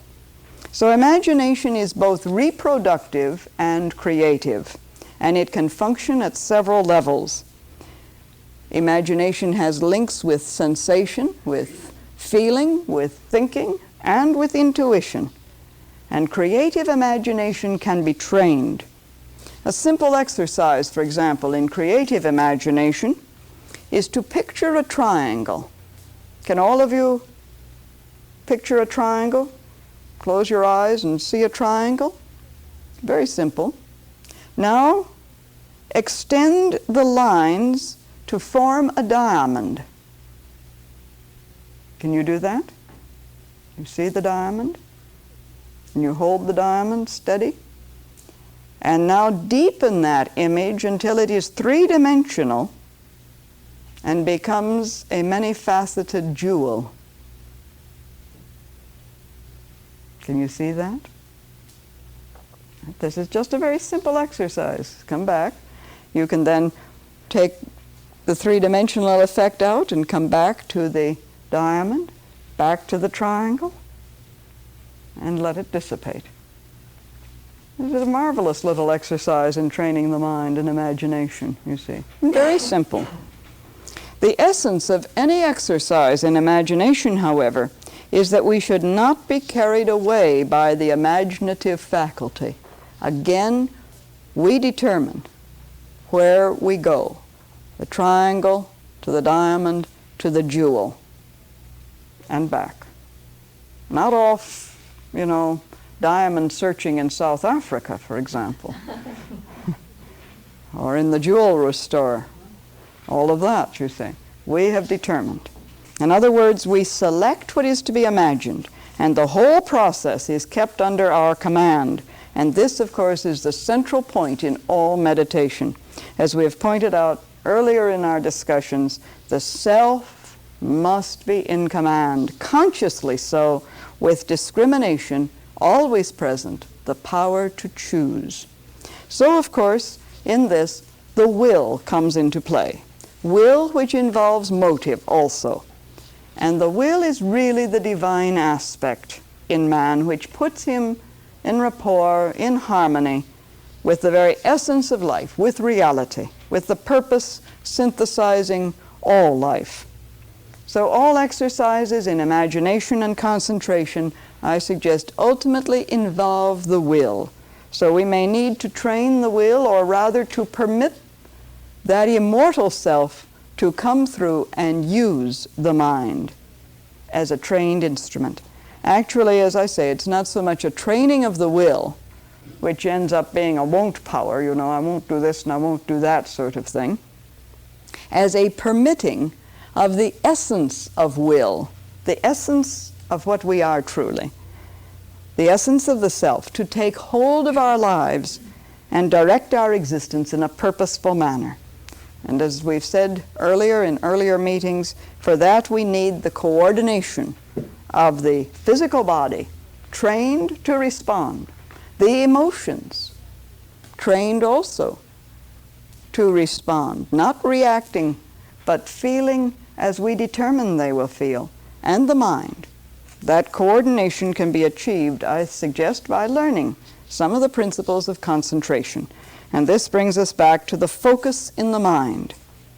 One of the great Western students of meditation and concentration, giving rise to much of the system of the great Christian mystics of the medieval period, St. Dionysius wrote that 3 things were required to attain spiritual vision. The first, he said, the first is possession of one's mind. Are we in possession of the mind? To learn to concentrate is to be in possession of one's mind. The second is a mind that is free, which means simply a mind that is not pulled by the emotions, not subject to the emotional swamping that can take place, not subject to prejudice, a mind that is truly free. And the third is a mind that can see. That is, a mind that looks clearly at all things, objectively, and frankly and honestly. And as he says, how can we acquire this speculative mind? By a habit of mental concentration. Very simple, you see. Again and again in Eastern methods as well as in Western schools, wherever meditation is taught or practiced, the art of concentration, built up with a well-trained power of imagination, is basic. Something of the difficulty of the task, and I told you earlier on I'd tell you a little story, and here I'd like to inject it in this matter of the well-trained mind. Something of the difficulty of the task is illustrated by a story that Alexandra David Neal, who did a considerable amount of traveling in the East and has written several works on Tibetan mysticism, she tells about the method used to ascertain the degree of concentration achieved by the Tibetan novice. In one of the schools in Tibet, it is customary in training the pupil to concentrate to place a small burning lamp, burning with butter, on the head of the novice. Now, such a lamp with butter in it burns for a very long time. But of course, the slightest movement of the pupil will cause the lamp, as it's a rather small butter lamp. I don't know how many of you have seen these butter lamps, which are very, you can get them in India as well as in Tibet. The slightest movement, it would fall off. Well, in this particular case, the Lama or teacher had placed the burning butter lamp on the head of his student, his pupil, and he went off. And the pupil meditated, concentrated, all night. And towards morning, the lamp had gone out. The butter had been exhausted. So he took it from his head and put it on the ground.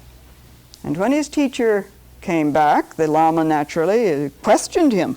as to why the lamp was no longer on his head. Why was it there on the ground?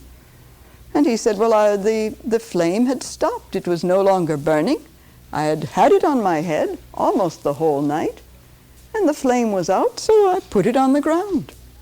And of course the Lama retorted sternly, how could you know that the lamp went out, or even that you had a lamp on your head, if you had reached true concentration of the mind? So of course this is what happens, you see. We do become aware of other things. We respond to other things. And concentration, if there had been absolute concentration, he would not have even known there was a lamp on his head, let alone that the butter in it had been exhausted. Well, I'd like to try an exercise then with you as our meditation this evening. So if you would take a comfortable position, and I'd like you to, for this, to close your eyes. Breathe deeply but naturally, so that there is established a rhythm in the physical body.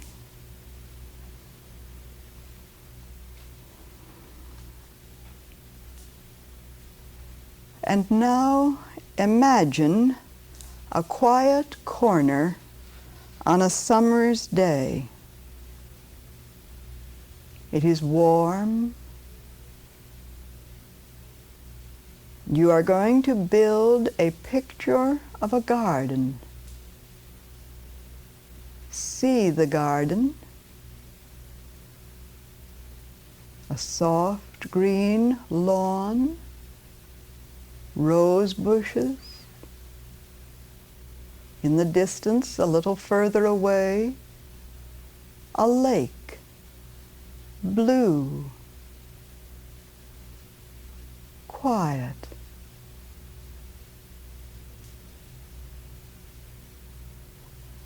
Opposite the lake, surrounding the garden, are tall trees. See those trees.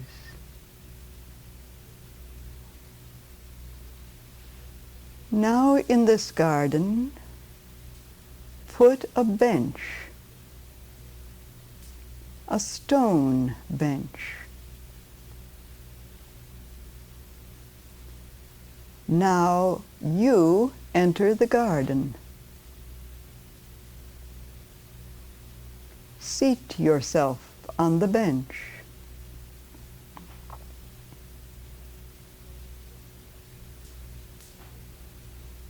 Feel the warmth and light of the sun. Listen to the sounds of the day, summer. Smell the scent on the air.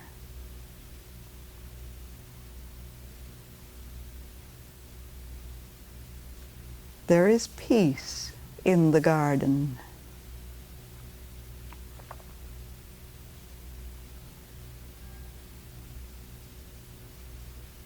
Now dismiss the picture.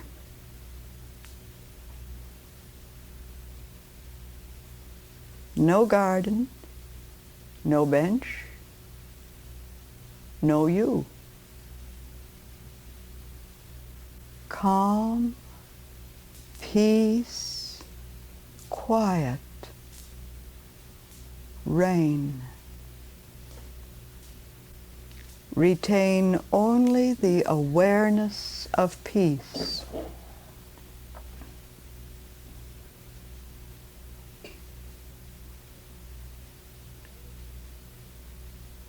Now bring that quality of peace into your mind, into your emotions, into your body. Your whole being vibrant with peace.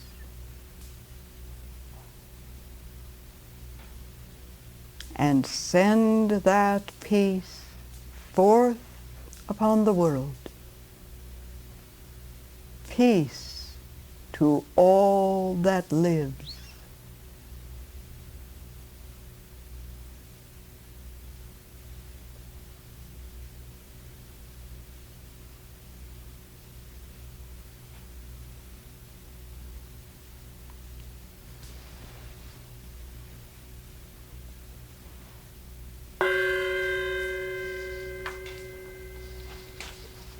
Thank you. The Theosophical Society presents Joy Mills in a talk entitled Reflective Meditation. Tonight, I'd like to take up what has been called reflective meditation, which has to do really with thought processes. Reflective meditation is rational.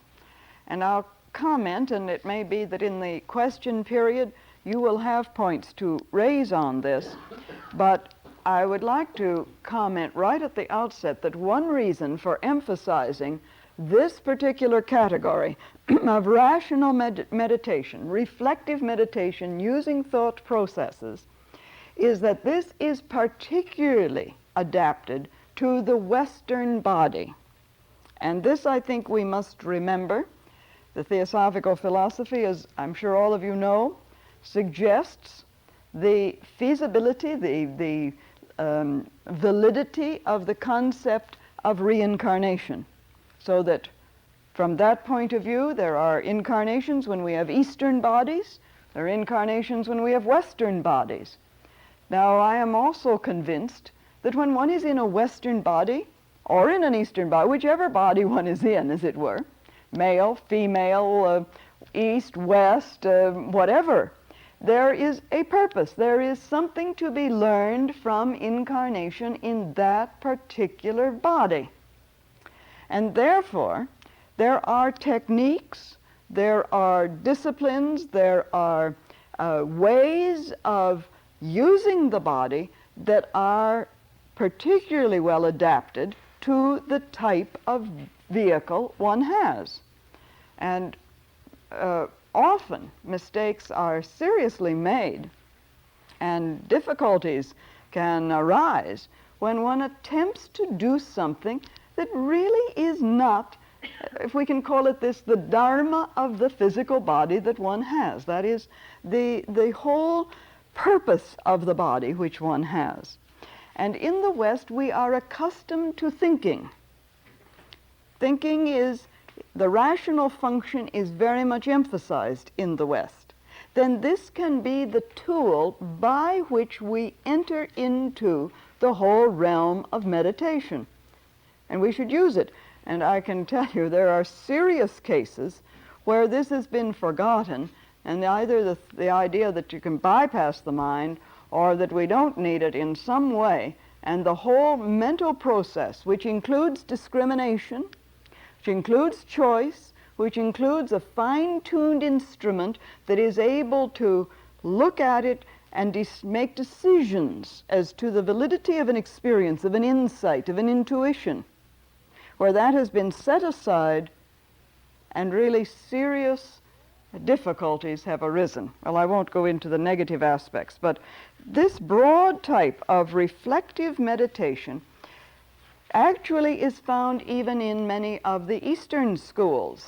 In some of the formalized meditations of Mahayana Buddhism, it is very much present, very much present. The rational faculty is there. But it is distinguished from what has been called the contemplative intuitive type of meditation. Well, perhaps the simplest form of meditation, and therefore the best to start with, as I say, because it entails something with which we're familiar, thinking. I think we all think. At least something goes on that passes for thinking. We hope we're engaged in it. This entails the ordinary active, although controlled thinking to which the mind is accustomed, is reflective meditation. One aspect of this, which we shall also examine tonight, and I see it as a kind of rising tide, as it were, in which we move in a certain direction and then move out in another direction. We can look at it in various ways, but one aspect that we need to examine involves what has been called receptive meditation. Reflective, receptive. These really are two wings of the same bird that soars, two wings of the bird of meditation. But this should not be thought of as in any way a negative form of meditation. When I say receptive, please do not think of it as negative. Rather, that out of the achievement of reflective meditation, the mind is then held still, poised. We'll try one at the end tonight, see what we can do in a group. But the mind is held still and poised, alert to receive a light on a subject, to catch an inspiration or grasp a new realization. And this might be compared to listening for something which is far away and which therefore demands the mustering of complete attention. So it may be seen that reflective meditation, as I say, consists of two parts, as it were. And we will deal with these so far as we can separate them, although really they are very much one. So to begin then, reflective meditation takes up from the point we have reached in concentration and imagination. These were the preliminary steps: concentration, imagination. A subject is chosen, let us say a quality like serenity. I presume this is a quality we all would like to have. Perhaps this is a quality you already have, so well then try another quality. But because I think I need serenity, I come up with this, you see. Let us take this quality of serenity. To reflect upon this, first we concentrate upon it. Then we imagine perhaps a serene lake. And reflect upon it then means to begin to consider everything we can about it, its meaning, its value, its significance, what it is able to bring about. The first requirement in this reflective meditation is to watch the thinking processes. Keep a check on them. Notice immediately if the mind begins to wander, and patiently bring it back to the central theme of serenity, the theme which we have chosen to on which to reflect. We can take courage at the outset. Our minds are likely to wander, don't worry. They generally do. And let's not fool ourselves. Let's be absolutely honest. When the mind begins to wander, bring it back. But we can take courage, I think, from a writer such as Sri Krishna Prem, who has written in the book, The Yoga of the Bhagavad Gita. For countless ages, the mind has been turned outwards and has been given a free rein to attach itself to objects of desire. And it is not to be expected that it will be possible to wrench it away from them at once. An understatement, if ever I read one. A bamboo that has long borne a weight will not be straightened merely by its removal. Strenuous effort will be required to neutralize the acquired bend. So it is with the mind. And I think this is a very apt illustration. If you notice a fir tree with a heavy load of snow upon it, and when the snow is gone, perhaps the tree still bends, and only gradually does it begin to resume its upright state, doesn't it?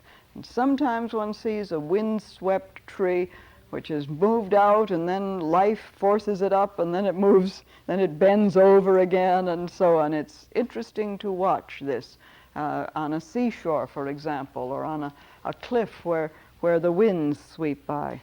So here the use of will comes in. And we alluded to this aspect of our subject last week, you will recall.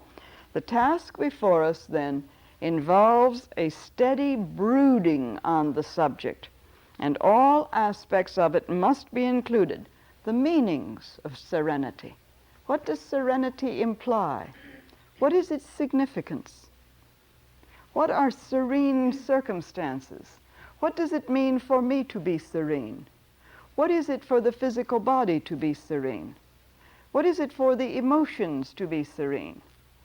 What is meant by a serene mind? All aspects are examined. The implications. Does serenity mean, does this imply that I will not be active in the world? Does serenity imply that I will let people just walk over me? That I will just be a limp dish rag? Does serenity imply a positive state in which I act? What does serenity mean? All of these aspects, you see, of the subject are explored in the reflective meditation. Unless we do that, we're just doing our ordinary thinking. But this is a deeper probing, and we must not permit any jumping to conclusions or one-sided examination. Neither should we permit our thinking to be colored by emotions of any kind. Can we look at this quality impersonally, without involvement in it, unemotionally? Just look at it, examine it, turn it around, you see, in thought. The whole process must be kept under control. Now the second requirement, this is the first requirement, to keep it under control, to note where the mind goes and bring it back, keep it around this subject. The second requirement in this type of meditation is persistence. And this is difficult because we're not really noted for being very persistent, except in something we want. Then we become, of course, we say we're persistent, and all of our friends say we're stubborn. So it depends on, who is doing what. You see, I say I am persistent. You may say I'm just being stubborn. But when it comes to something we don't want very much, for example, we may feel that, well, we've worked at this for a week or 2 weeks, By this time, my golly, if we're not serene, we never will be, sort of thing. We've examined it all we can and so on. And we still react. Something comes along and it upsets us and we're not very serene. And so, well, let's let that go. Let's turn to something easier, we say, you see. So the second requirement is persistence. We are apt to think even that we've uncovered all there is to be known about a subject. But we certainly must persist through this phase, which is really a very normal mental reaction. I've discovered everything there is to be known about serenity. I know all about it. Of course, I can't put it into action. Of course, I'm not a very serene person, but I know everything there is to be known about serenity. Well, do we really? Have we really examined it? Let us say, you see, that serenity is our topic. Devote at least a month to this. Sometimes people have been known to devote years to just one quality, because one quality can be the doorway to every other quality, every other aspect of life. Serenity can open the door to love, to courage, to fearlessness, to tact, to all of these qualities that you might be able to list, to discrimination. It can open the door to all of these. So perhaps we could take serenity as the subject of reflective meditation for an entire incarnation, and it would lead you to all of the others. But certainly take something like this for a sufficient length of time. Of course, sometimes after 1 or 2 periods of meditation, we feel there's nothing more to explore, and we're bored with the topic. And this is where there is a normal mental reaction. I want to meditate on something exciting. I'd like to meditate on the chakras. I'd like to meditate on something really exciting that's going to do something, you see. And so we're bored. The mind wants some new feed. It's the horse that's always asking for a new brand of oats to be handed in, sort of, you see. So we want this excitement. Can we persist through this? To re-stimulate attention, it may be useful to read something on the subject. Look it up in the dictionary. Or list some questions on it. Just today I was reading a book that I picked up in a bookstore last evening, and I came on a new idea, for example, with regard to truth. This is just an illustration how sometimes one's reading can enrich reflective meditation. You see, not that I know all about truth or ever thought I did, but suddenly I had a new insight because I learned that the Greek word for truth, or the word that Plato used in his dialogues for truth, is the Greek word aletheia, which is a not forgetting. Lethe, of course, was the river of forgetfulness that everyone crosses after the end of an incarnation. You may remember the Greek mythology and so on. You get driven, rowed across the river of Lethe. But truth, the word that has been translated as truth, Plato used the term aletheia, a not forgetting, because from the Platonic point of view, truth was the original condition in which consciousness existed. It was the pure state of consciousness, the purity of consciousness. And we think, you see, in the Greek mythology of going across the river Lethe after death, but incarnation is crossing the river Lethe this direction, as it were, you see. And so the not forgetting, to remember, is truth. Well, that cast a whole new light on it for me suddenly. And this is what I mean, that one can read something that re-stimulates attention, and which reflective meditation can then take place. This is just a simple little illustration. It happens to be fresh in my mind because I came upon it this morning. So perhaps we can list some of the questions on the subject that we have chosen for our reflective meditation, to which we'd like to have answers, and take them within and see if we can examine this subject from the point of view of these questions. Reach into the depths of whatever topic is chosen for reflective meditation. After all, this is why we meditate, not just to sit and think, not just to daydream, but to go below the surface, to go into a matter in depth, and to reach that still point of the immortal self which can cast light upon the subject. And that is invited by this kind of reflective state that is induced. And so we probe behind the apparent, and we find out the elements we might otherwise never know were present. No matter how simple the topic that we may have selected for our meditation, if we persist with it, there are always new significances to be discovered and deeper fields of comprehension to be arrived at.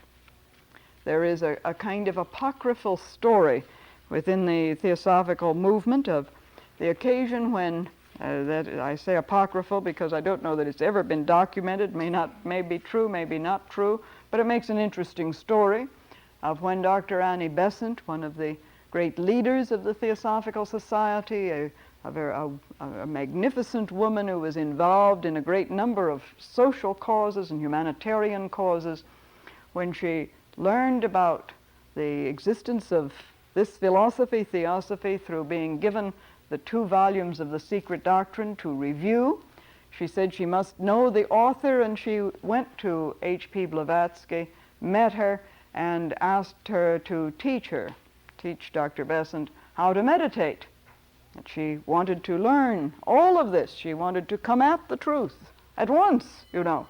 So will you teach me to meditate? And it is said that H.P. Blavatsky threw a matchbox on the table and said, meditate on that. Now this is a very ordinary, common object. But what is a matchbox? I don't know what kind this was, but let us say that it was one of these small matchboxes. Can one meditate on a matchbox? Why not? Have you ever thought of the symbolism of the matchbox? It's a rectangle. It has height and depth and dimensions. Perhaps that's the physical body. What's inside the matchbox? Matches. What has to be done with what is inside? It has to be lit. Isn't perhaps within the temple of the physical body is the living spark? Have you ever thought about meditating on a matchbox, you see? Reflect upon it. The symbolism is tremendous. Who lights the match? You do. You have to do it. Nobody else is going to do it, you see, when that's given to you. So you must light the spark within.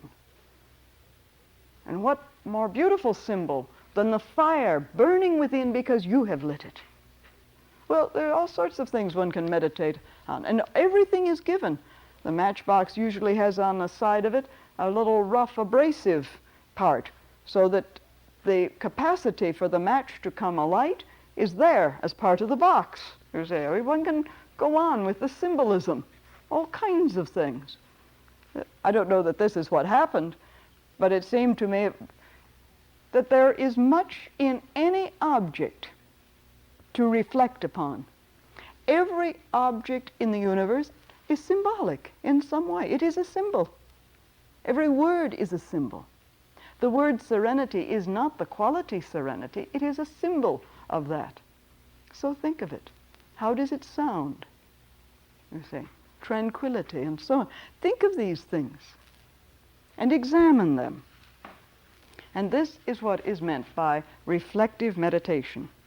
In his very excellent book on meditation, Concentration and Meditation is the title of it, Christmas Humphreys, who of course is a great Buddhist scholar and has written extensively on Buddhism and the Buddhist way of life and Buddhist meditation and so on, has described 7 types of reflective meditation.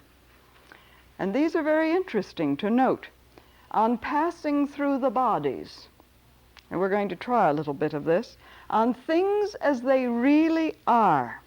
This is a marvelous type of reflective meditation. Meditation on things as they really are. Not as we wish them to be, as we think they are, or we think they ought to be, as they were yesterday or last year, or anything of that sort, but on things as they are. On dispassion, on motive, on the doctrines of religion, on the self, and on analogy.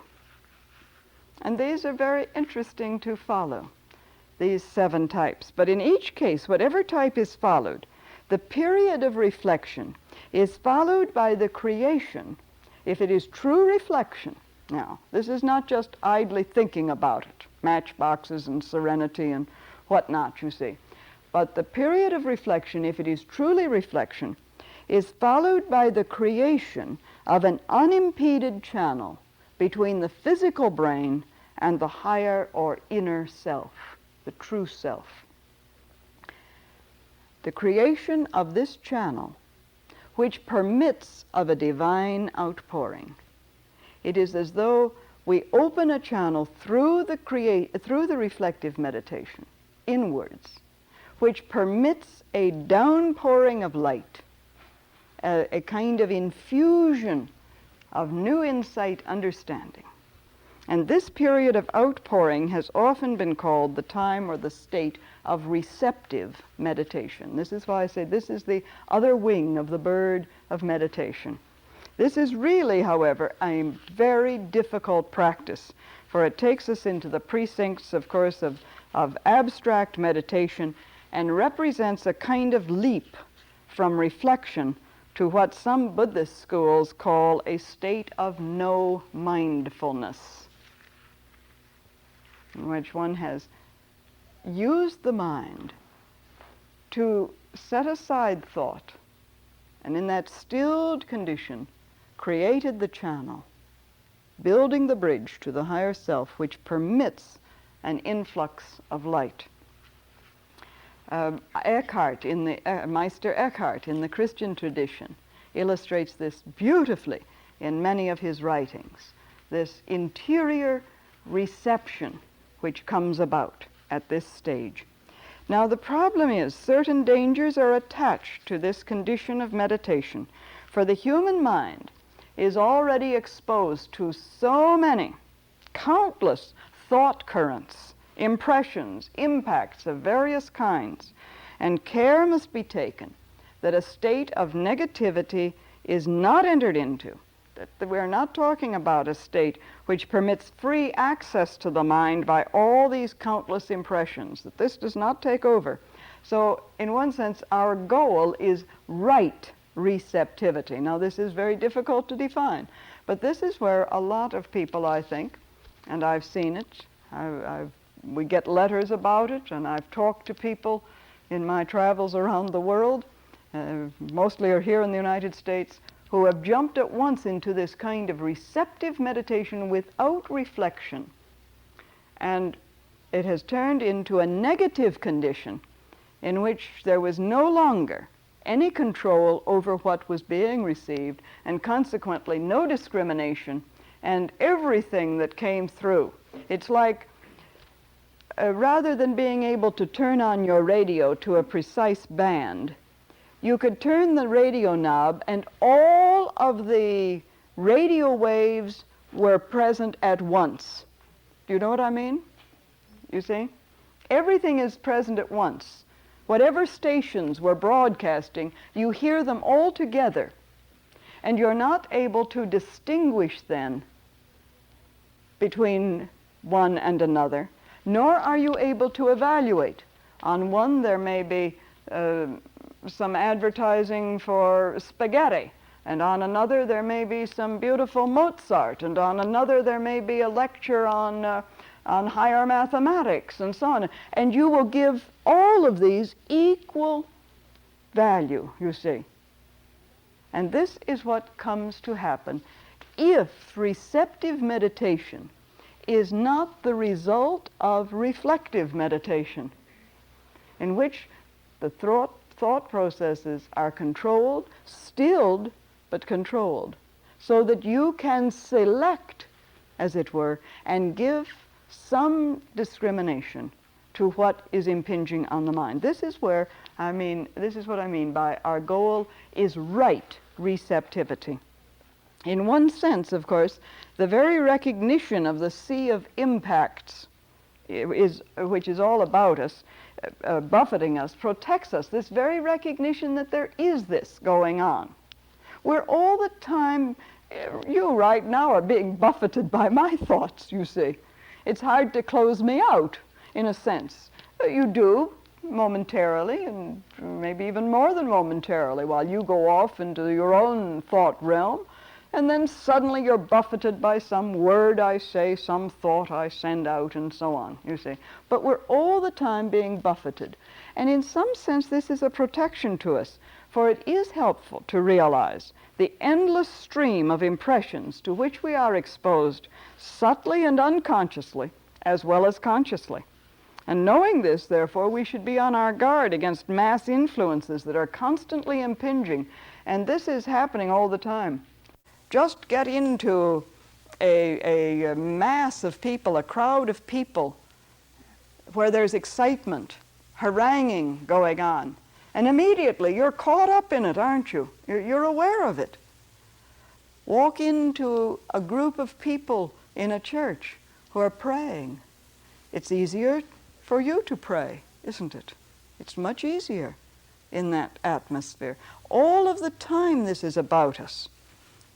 The mass influences are constantly impinging. Well, of course, there are very subtle currents from many different sources. Psychic impressions, for example. In this state of receptivity, we may be buffeted by all kinds of psychic impressions. And this is where it is all too easy to make mistakes, not knowing if our thinking is our own or is influenced by some extraneous source, not being able to distinguish whether an impression is of a truly spiritual origin or simply a psychic distortion we have picked up on the astral world, on the way inwards, as it were. Well, there are really no quick and easy answers to this situation, I'll tell you right now. But the solution really lies in developing our own strong center of awareness from which we can look out on the subjective as well as the objective worlds. So we have to recognize that there's a hairline division between an over-positive attitude and one that is too negative, between action and stillness, between mental creativity and a passive absorption. Again, if I can quote Sri Krishna Prem in the Yoga of the Bhagavad Gita, essentially, he says, the method consists of gaining such control over the mind processes that they can be stilled at will, thus enabling the consciousness to perceive the truth like a calm lake reflecting the eternal stars. The state, he continues, is not one of mental vacuity, as represented by some critics, and still less is it one which is produced by some occult mechanism or other.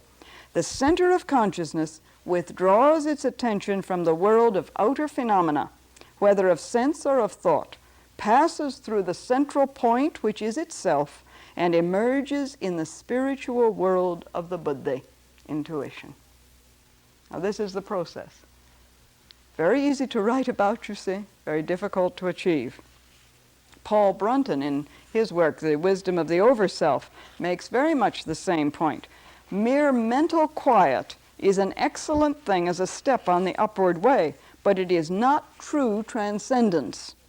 The mental blank, wrote Brunton, which is so often the absorption state of ordinary yogis, is not the same as the self-understood awareness, which is the absorption state of the philosophic yogi. The diffuse, drifting negativity of the first is inferior to and different from the discriminating, intelligent alertness of the second. The one merely refrains from thinking. The other actively engages the thought-free consciousness in understanding its own nature. I've always loved that phrase, the thought-free consciousness, because this is what we're talking about, the thought-free consciousness. So the state of receptive meditation is a state of positive listening, and for this an effort of will is necessary. The very setting up of a point of silence invites a flood of sensations or impressions or images to invade our privacy, and the best technique is not to fight them, but to let them play on the periphery of consciousness, as it were, without giving them attention. The holding of this state is sometimes helped, indeed, by repeating some word or phrase, evoking some image. For example, with serenity, evoke the image of a still lake, or repeat the phrase, "Be still and know that I am God." This kind of mental repetition does begin to clear the area of consciousness, as it were, from these impressions, external impressions. An analogy here might be helpful to us. It's been used by some writers. A searchlight directed by someone on earth upon objects in the sky. In reflective meditation, the searchlight is sent out horizontally, as it were, sweeping across the field of consciousness, correlating, formulating, interpreting, seeing more clearly everything in its domain. And in receptive meditation, having seen the whole field, the light is directed upwards, scanning the depths of the sky and permitting what is hidden in the very depths to be revealed. So in the opening of this channel, through positive receptive listening, what may we expect to receive? Well, I think we can say very simply, new insights which can transform our lives. Above all, we must be sure about the nature of the insight that comes to us. And so I suggest the main criterion, and I am convinced the one that is absolutely the most valid criterion in testing the source of the insight or intuition that comes to us, whatever you wish to call it, is its impersonality. This is the absolute key, it seems to me, to determining whether the source is indeed one's own immortal self. From that level of selfhood is its impersonality. Messages that boost the personality, that flatter and hold high promise, I think are immediately suspect. Don't listen to them. Immediately suspect. Messages that are separative, divisive, personal in any way. And so to me, the one clear criterion, now there are others of course, but the one clear one is its impersonality. Another point, of course, do not be discouraged. The searchlight may point up and it may seem that the sky is black indeed and nothing comes down, as it were. The results of meditation, of course, do not always occur at once. In fact, they may not occur ever in some sense. It depends on what you're looking for when you say results of meditation. What are you looking for? The real results are not in terms of any messages from on high, intuitions, insights that flood the mind and stir the heart. The real results of meditation are the eventual transformation, the transforming possibilities of whatever happens, the transformation of the personality. And this, after all, is the goal of meditation, the goal of yoga, the goal of all spiritual evolution, to transform the personality. Before trying a meditation that involves reflection and receptivity, I'd like to briefly sketch what may be involved in this type of meditation as related, for example, to the meditation on the nature of the self, one of the 7 types that Christmas Humphreys mentions in his book on concentration and meditation. We all know or think we know something about ourselves, don't we? You think you know yourself fairly well. We perceive ourselves as both subject and object, don't we? I can talk about myself as though it were out there, but I also have, I can observe myself, and I also am the observer that is doing the observing. But the self is really a mystery, isn't it? And so we are to undertake an examination of the self of which one is aware. Now one can couple this then with the meditation on passing through the bodies and say, for example, I, that is my real I am not my physical body. And we look at this, we reflect on it, we analyze it. I am not my physical body. I am not my emotions. I am not my mental processes. What then am I? What is the self? And we can then open up in our reflection. What is the self? It is in this body. It has some relation to it. It is in everybody. It is universal. It is particular. It is all, everywhere, and so on. We can go on in this way. So trying this and coupling it, therefore, with visualization, concentration, and imagination into reflective meditation and then receptive meditation, I'd like now to try, if you will join me, in this kind of meditation on the nature of the self.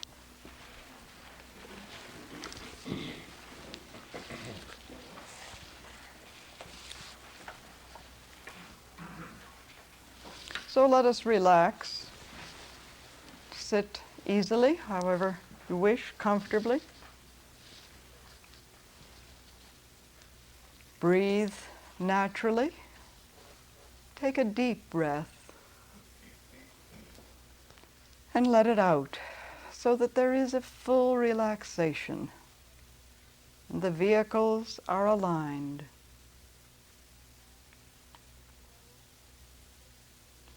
Now imagine a closed lotus bud. It is tightly closed. Visualize it. Concentrate on it.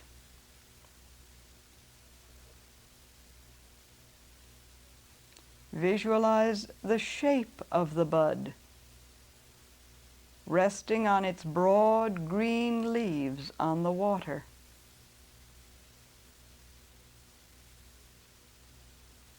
Picture the smooth texture of its petals,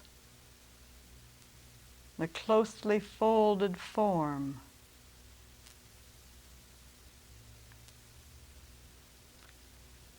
Now visualize the bud opening slowly, revealing petal after petal as the flower opens wider. See its full beauty emerging, its golden center radiating in the sun.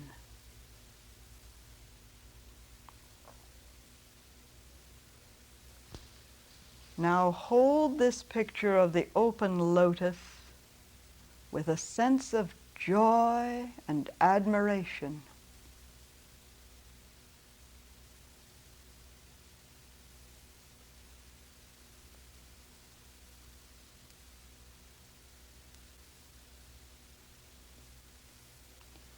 Recognize the lotus as a symbol of inner growth, unfoldment, and expansion, and reflect on the correspondence between the self and the open lotus.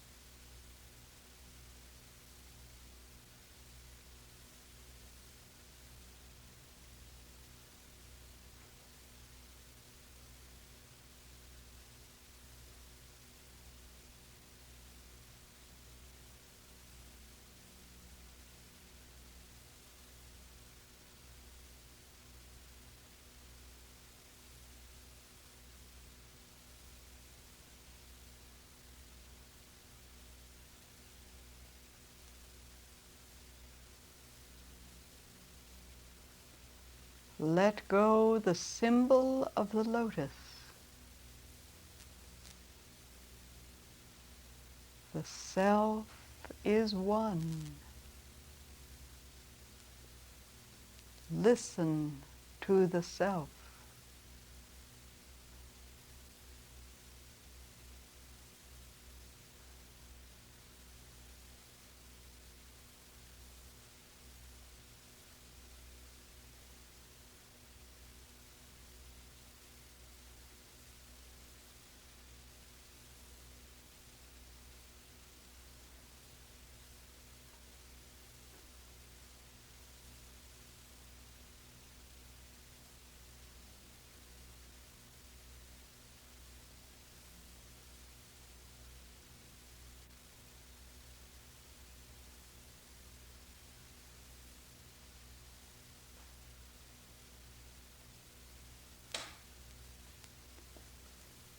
Now let the light of the self flow down into the mind as the sun warms the lotus.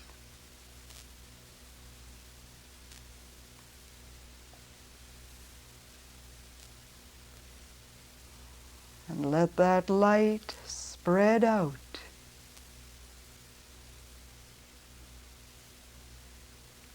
flooding the whole personality, emotions, thought, body, harmonized in the light.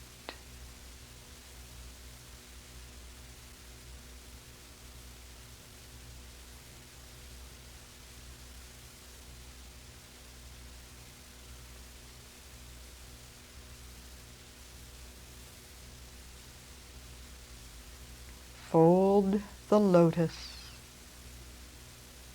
into a bud and return to the brain consciousness.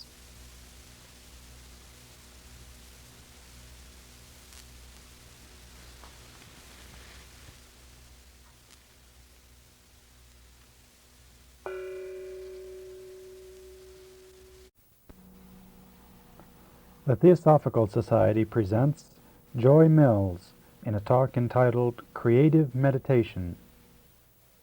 Now tonight I'd like to look at quite another type of meditation, a type which, interestingly enough, I think, is becoming more and more recognized as useful and important in the world today.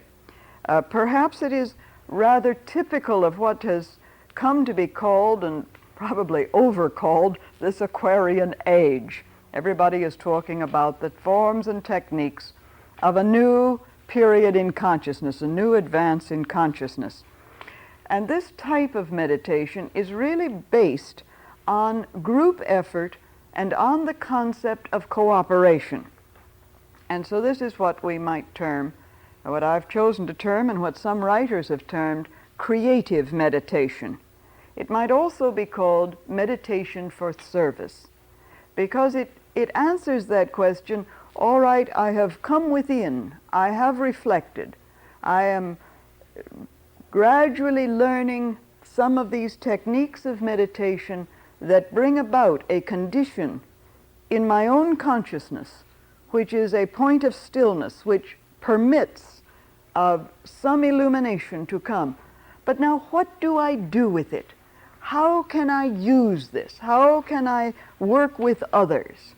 And so I like to think that this particular type of meditation is a service meditation, creative meditation. Now really, all meditation is service of one kind or another. Even meditation that may seem purely personal, that is to say, I am concerned with developing that kind of consciousness that permits of an atmosphere of peace, of serenity, of compassion, the building into myself of those qualities, those characteristics that seem idealistic, to which I give the term spiritual, that even that kind of meditation, which may be called purely personal, in a sense is also a meditation of service. That we can, because really we cannot change ourselves without in some measure affecting the world about us and everyone else. If I lead a certain kind of life, I determine that I will lead this kind of life, that there will be a regular meditation, that there is a certain mode of living. I obviously cannot change myself without having some effect upon my environment, bringing about some change then in the conditions about me. And so we really cannot effect changes in ourselves without changing our environment. In fact, the only way ultimately to change our environment is to begin by changing ourselves. And I think a moment's reflection on this fact will soon make it very apparent that we cannot begin with saying, now look, what you need to do with your life is to meditate, and you'll be a nicer person, and then I'll be able to get along with you better. You know, of course, this would be much simpler if we could do this, and we could just get everyone else to doing what we think they ought to do. And you would all be much easier to live with if you would just take up the practice of meditation, you see. And meanwhile, I'll go on my merry way, doing what I want to do, thinking violent thoughts and sending out angry emotions and breaking up the furniture and so on, you see, while you sit and peacefully meditate and get out of my way. You see, if you would just go into your private rooms and meditate and stay out of my way, the world would be a much better place to live in, wouldn't it? Obviously. Well, really, this is not so. We cannot work on ourselves and we cannot change ourselves without changing the world. And so the lifting of ourselves to a higher level of awareness, entry into a new and wider area of consciousness, is in and of itself a lifting of the whole. It does constitute a service to our fellow human beings. Each one of us, in this sense, each human being, is an intermediary between the world of light and the world of darkness, between the spiritual realm of reality and material, daily, physical existence. Part of our responsibility, I am utterly convinced, part of our human responsibility, each one of us, a responsibility that, in my estimation, includes the practice of meditation, involves becoming a mediator between these two realms of our being. Meditation, in fact, I think, increases our proficiency in relaying the powers of the spiritual realm into the physical material world. Because man, by his very nature, the human being by his very nature, is a transformer. He's a kind of transforming station, if we want to put it this way. He's an electrical transformer. Through us, the energies of spirit are stepped down and made useful in the world of matter. All the scriptures of the world, for example, lay stress on man's central role in the salvation of the world, the lifting, the alleviation of suffering, the establishment of peace, the changing and transmuting and enlightenment of humanity. In the vast mechanism of the universe, it is very easy to feel that we don't count for very much, isn't it? When we look out and we see the complexity of the universe about us, we feel as individuals that we're probably very, very ineffectual. We really don't count for much. But I think that this is a thought that should not overtake us. It should not really be uppermost. Because what we think, what we do, how we feel, does have an effect upon, an influence upon the whole world about us. It's as though throwing a stone into a quiet pool has ripples that go on and on and on. So throwing out an emotion, a thought, into the atmosphere about us has ripples the extent of which we cannot really estimate. We do not know. I may, for example, feel all jangled, disturbed, angry. I communicate this to you, to just one person. You're sitting next to me. I communicate it. You become angry, jangled, nervous, tense. You communicate it to the next one. And so it goes on and on and on.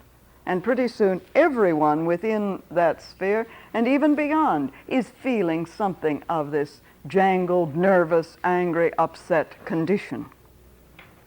So if this is true, then equally, if I communicate serenity, understanding, not just a facade of it, but deeply within, as a channel of that kind of power in the universe, then this must communicate itself to you, and to you, and to you. And you become the transmitter of it, and it goes on and on.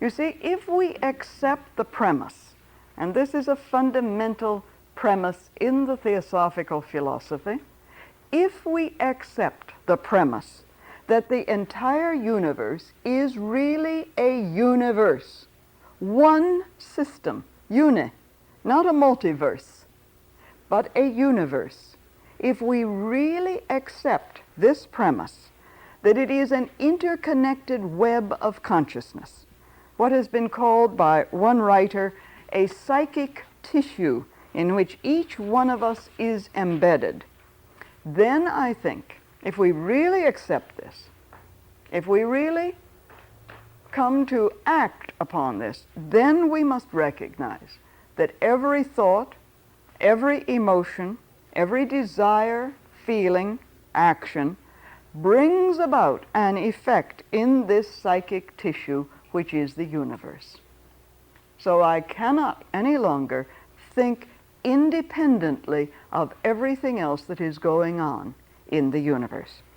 So every time we turn within in meditation, we are linking ourselves not only with our own interior self, but also with infinite powers, with the salvaging forces which we can channel into the thought and emotional atmosphere around us. And this becomes a very important reality for us, and we really experience it. Now, beyond this, however, and this still is talking of this area of individual meditation, as it were, but in which there is always this effect. It becomes creative in that sense. Beyond this, however, meditation can be undertaken as a specific form of service.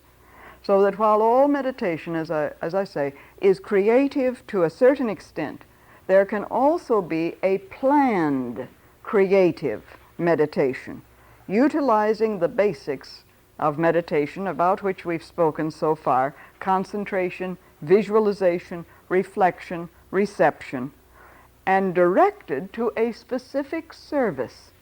Creative in that sense that it is directed to a specific service. It is always, of course, an impersonal objective, and we'll talk more about this in just a moment. Perhaps the two major types of service meditation, creative meditation along these lines, are, of course, meditation, group meditations for peace and group meditation for healing. These are probably the best known, and within these there are many, many kinds and techniques of meditation. Now, a fundamental principle which we must recognize as we consider this form of meditation is, of course, the power of thought. I've just been speaking about the whole thought atmosphere in which we are embedded. But beyond that, we have to recognize that thought is an actual potency. It is a power. The power of thought is a reality, is an actuality. And of course, the idea that thought is a tangible potency which creates, has influence, affects others, is a concept that's more and more acceptable in the world today, you know. For example, in recent years, there have been numerous examples, numerous demonstrations and experiments concerning the influence of thought on plants. Many of you may have read of these or seen them, tried them out for yourself. The plant that is loved and the plant that is watered and given everything but is just ignored, is not loved. There have been numerous experiments along this line dealing with the influence of thought on plants. Now, we don't have to experiment with human beings to know what thought and love and caring can do. Certainly there are evidences of this also, all too tragic evidences of the lack of this in some cases. And the psychological annals are full of case histories of children whose neglect has led to the fact that they are no longer really acting as human beings. But we won't go into that. But here is the influence of thought. So the idea that upon our right thinking and the creative uses to which we put thought depends both what we make of ourselves and the world around us is not really such a strange idea as it might once have been. And perhaps the effects of thought, of course, are not always seen or at least noticed as clearly as the effects of our more tangible feelings. If I feel, just in a state of feeling, if I feel anger, for example, and you may be more aware of it than if I am sitting thinking in a meditative state on brotherhood. And you say, well, you know, The Theosophical Society is filled with members who have been thinking brotherhood for nearly 100 years, and it hasn't come about in the world as yet. So obviously it's all a failure. You haven't been able to do very much. Perhaps we're looking for the wrong results. At least there is a greater awareness in the world than 100 years ago. Whether this is due to the Theosophical Society, I don't know. We aren't sitting around patting ourselves on the back. We're continuing to do our job of thinking and acting, we hope, and trying to realize this ideal. So we have, because it isn't quite as visible, because it's a little more difficult to see the effects of thought, we have yet to develop, I think, a complete sense of responsibility for our thinking. This is not to say, of course, that thought is not as powerful an energy as emotion, but we haven't recognized it. And we perhaps feel, well, I can get away with thinking something. You know, it's as though we can sort of cheat on life. Well, we can't cheat anywhere down the line. You see, I can say to you, oh, how lovely to see you. And all the time in my mind is going on, I wish to heavens you'd get out of my way, you're disturbing me. You know, all the time the mind is going on, you see, and we're saying, how very nice to see you. And inside, we're seething with thoughts that would, you know, demolish you, you see, would destroy you. And we think that this has no effect. We're cheating. This is what I call cheating life, because we can't do this. We are responsible for the thoughts that are there. And the thoughts must come. We talked about exercises in alignment early on, you remember, and examined this whole thing of this interior alignment where the mind is going off in one direction and the emotions in another, and the physical actions in yet another. So it does follow that to think creatively on that which is needed in ourselves, in others, and in the world will build that ideal, that quality, and strengthen it from within. Thought, in other words, thought rightly used, can recreate both ourselves and our surroundings. I've always loved the admonition in the epistle of St. Paul, the letter of St. Paul to the Romans, and it's one we might well bear in mind. Be ye transformed by the renewing of your mind. Because this is the whole key to the transformation process. Be ye transformed by the renewing of your mind. Now, the renewal of the mind is a creative process. The very process of renewal is a process of transformation, which is a creative process. And by that renewal, it's as though one opened the doors of the mind and let a fresh wind blow through and cleared out all the cobwebs of prejudice and desire and emotionalism and so on. And there was a fresh wind there, the wind of the Spirit blowing through consciousness. And out of that renewal, a transformation takes place, which enables us to transform the world. Now, there's one other aspect of thinking that we must look at in this power of thought, and that is that thinking creates what have been called thought forms, which means that there can be actual coagulations of substance or matter, if you prefer to call it that, at the mental level. Actual coagulations of energy, which take on, therefore, a certain form.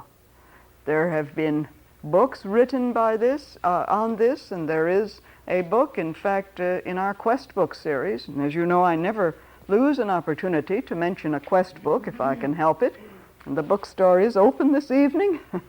There is a book on thought forms, which depicts some of the forms seen by clairvoyants in connection with various strong thoughts. Now, these thought forms are, as I say, coagulations, condensations of mental matter, thought matter, which are imbued with a certain energy and even a life force. And where a group may be thinking together on a particular subject, or may be caught up in some thought pattern, a mass thought form can be created. It can become widely influential, and as I say, clairvoyants have described such thought forms. So it may be suggested that the objective of creative meditation is to build the thought forms in the world that are needed, that can be influential in helping other people come into an atmosphere which will induce in them that kind of thought which will be beneficial and helpful. And so it can contribute to the strength and influence of spiritual qualities in this way, and can also create a channel through which those qualities can come into actualization in the world. Actually, we do not really initiate the thought forms that we work with, because if we are dealing with such matters as peace, healing, enlightenment, we must know that these already exist, and our meditation is aimed at strengthening and clarifying them in the mental realm, bringing them, as it were, from the archetypal realm of reality into manifestation at the mental level and spreading out, so that it is as though participating as we do in this whole psychic tissue, we help to build into that tissue the realization of those qualities which exist at even subtler levels, the subtler levels of reality of the spirit, so that there they can be more influential in the lives of men and can be turned, as it were, into a greater facility. In one sense, our meditation is creative because our work is to transform the universal pool of thought which encompasses us all and in which we are all participating. Transform it into that kind of thought atmosphere that everyone is in, as it were, that enables each one to receive his own enlightenment. Now, for creative meditation, the same initial procedure as for other forms of meditation can be used to orient and dedicate ourselves to the work at hand. Let us suppose, for example, that as a group we are going to meditate on peace, and we will have a meditation at the end on this subject, but let's talk about it first. Initially, we focus our energies as a group, and then meditate reflectively on the quality of peace. Each individual in the group may pursue his own particular mode of thinking on this subject of peace, gathering his own understanding of peace, as it were, formulating ideas on it, building a clear picture of it, what it means, its potentialities. Then out of this there emerges a group thought form to which each one present has brought his unique contribution, colored it in some way, shaped it in some way.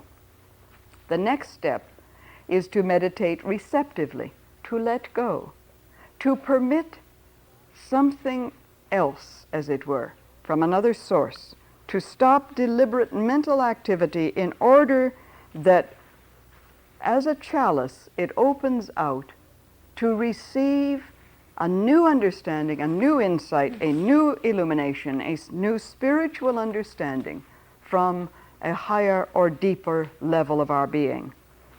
From that point, then, we move on to meditating creatively, which means that we now direct thought once again, aided by the impressions received during the receptive period, to build a deeper or a richer concept of peace. We can, for example, at this point, visualize peace changing conditions in the world. We can see it as transmuting energy. The energy that has gone into violence is now transmuted into energy that builds for peace. In this way, we can, as it were, feed the thought reservoir of peace And from this point, we invoke peace. We open the reservoir to let it flow out over the world.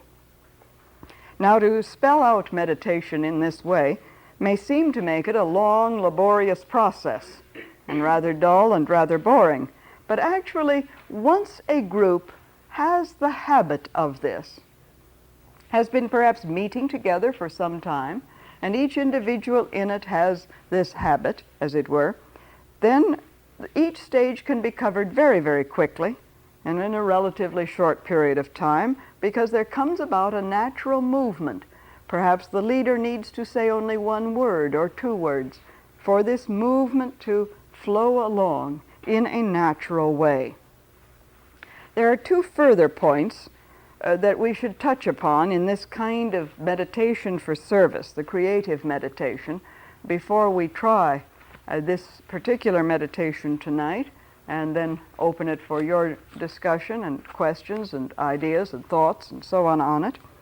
First of all, the group may be physically present and may meet together at the same time and same place over an extended period of time.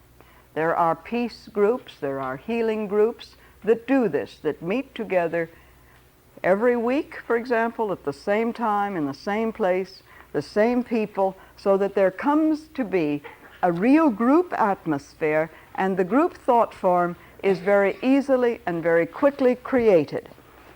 There's very little time necessary then in what may be called the preliminary stages of entering into the meditation. Or the group may be composed of individuals who link up consciously all over the world or all over a country at a certain time.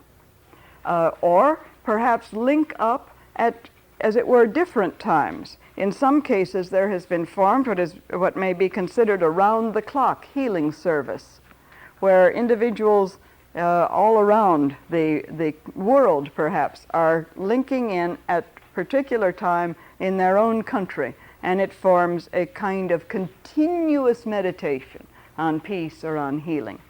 So this is important to note, that there can be an agreement, a tuning in. For example, we have here at our headquarters every Thursday morning during the period of our regular staff meditation, a voluntary period when many of our staff come together for a period of quiet together for rededication to the work in which we're engaged. Every Thursday morning, what we call our peace meditation, a meditation for peace in the world. And we have suggested to our members in branches all over the United States that they might like to tune in at that particular time. And I know of many members around the country who do tune in at that time. And I know of individuals who have said to me, I find it easier to do it when I try to tune in at that time. This is because the creation of a thought form does make it easier to tune in again and to link up. And this is an actual fact. There are healing groups where individuals can tune in at the time of the healing group and receive either benefit or help in the creation of the channel. Now, the second point I'd like to emphasize consists of a kind of warning. And I don't mean to be negative by using this term warning, but it is an aspect that I think we must be extremely clear about in thinking of group meditation and this kind of service meditation, creative meditation. There may be in us, and probably there is in each one of us, a natural tendency to want to direct how the meditation is going to affect conditions in the world. You see, we may meditate on peace. Today there was a very tragic incident, as we know from the news report this evening, an extremely tragic incident in Israel. And we may feel, well, we've got to meditate for peace, and all of our meditation is on maybe the Arabs going home, as it were, you know, getting out of there. So we begin to take sides, and we think we know how the situation ought to be solved. And there's a kind of natural tendency that we want to direct how peace will come about, you see. And perhaps it'd be easier to have peace in the world if Russia would disappear, you see, or if China would disappear, or if, some of these things would just go away, if Nixon would resign, or this or that would happen, you see. We meditate with a kind of preconceived idea of how things ought to work out. And in a healing service, this is one of the factors that we must be very careful about, because again, there may be a natural desire to see that the thought generated, the healing power generated, brings about an actual physical healing.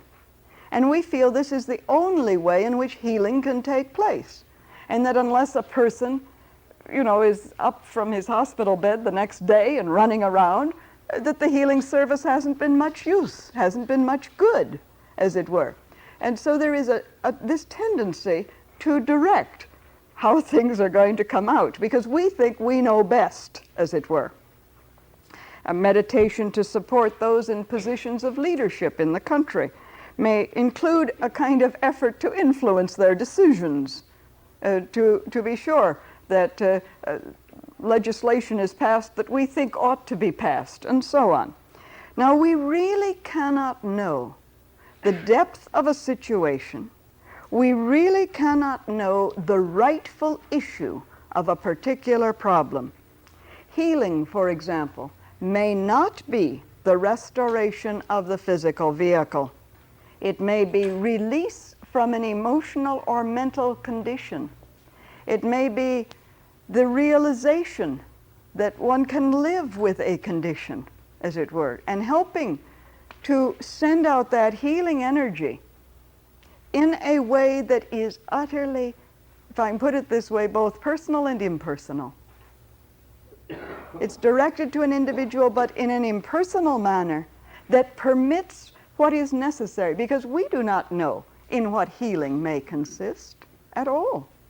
Healing may consist in release from a physical vehicle.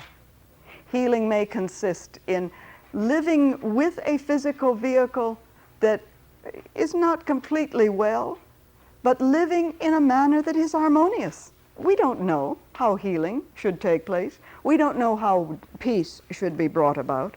The true solution, in other words, may be very different from what we think it should be, and events may be part of a long evolutionary pattern about which we know nothing at all.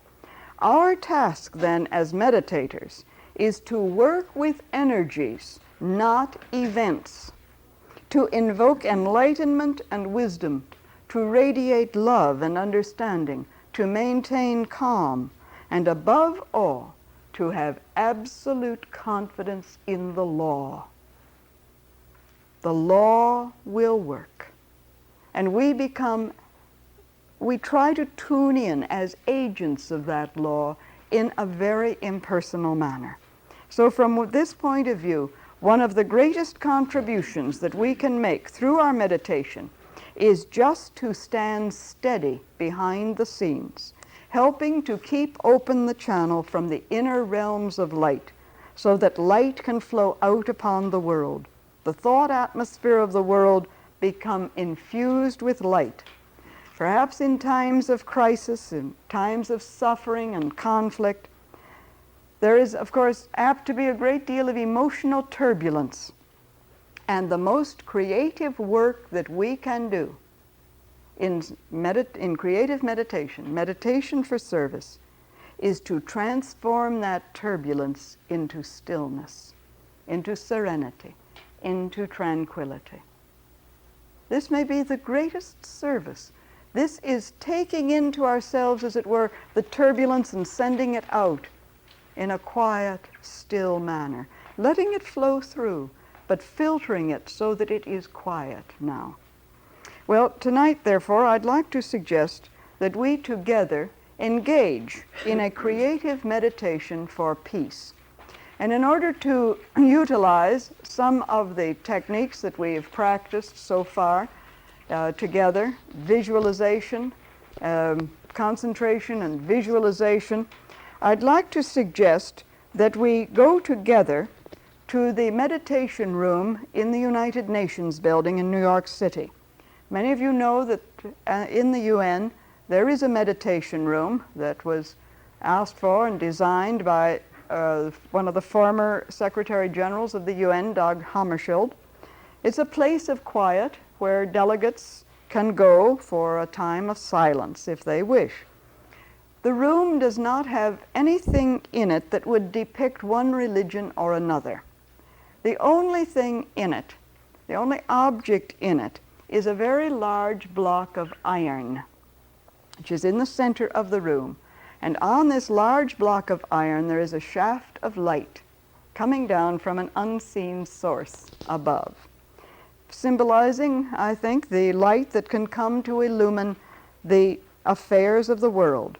And so in this form of meditation, we can visualize this shaft of light reaching into the minds of all who work at the United Nations, all those who are there seeking to guide the destiny of nations, of peoples. So let us take our position of quiet, relaxed, at ease.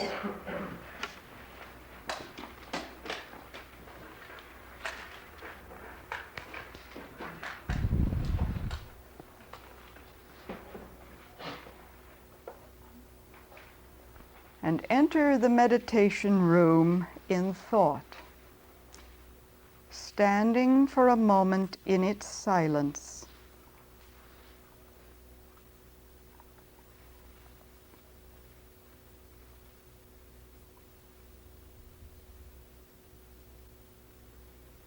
Imagine the room as a central point of the councils of the world.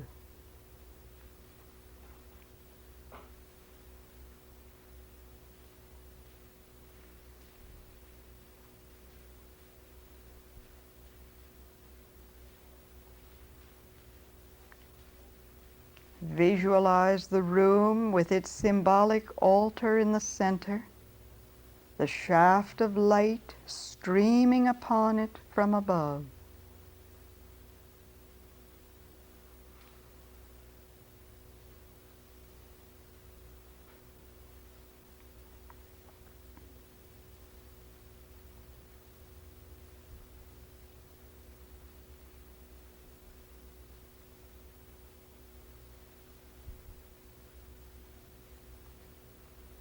Reflect on the meaning of light.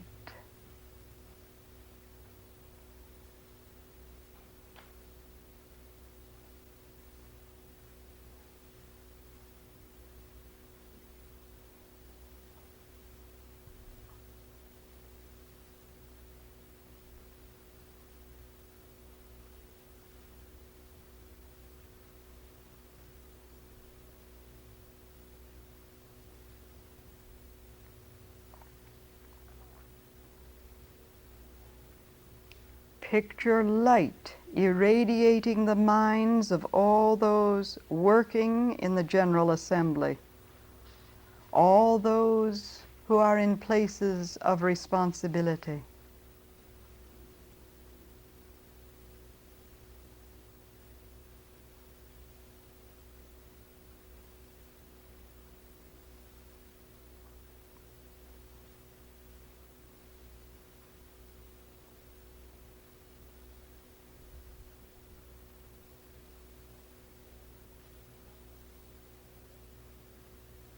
Holding this thought, send them goodwill, asking for wisdom and compassion to illumine them in their work.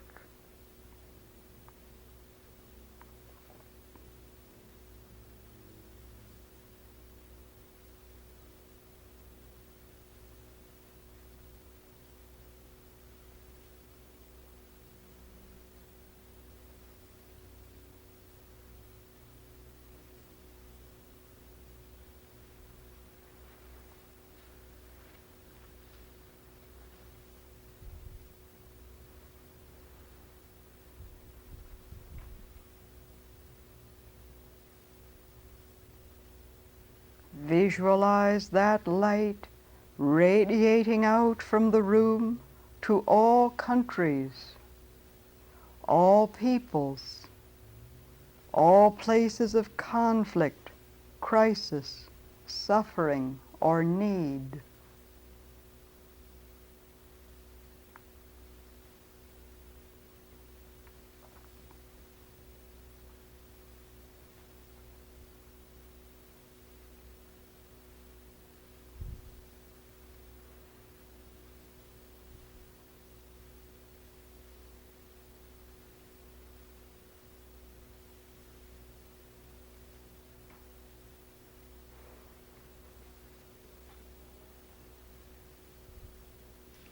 See it resolving difficulties, removing suffering, healing, cleansing, restoring, harmonizing.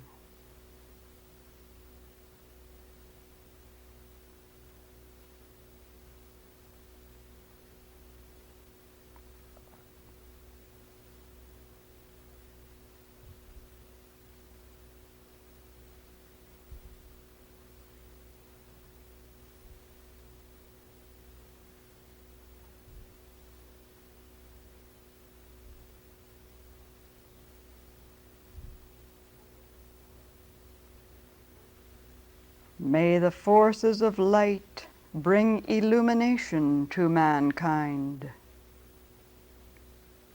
May the spirit of peace be spread abroad. May the law of harmony prevail throughout the world.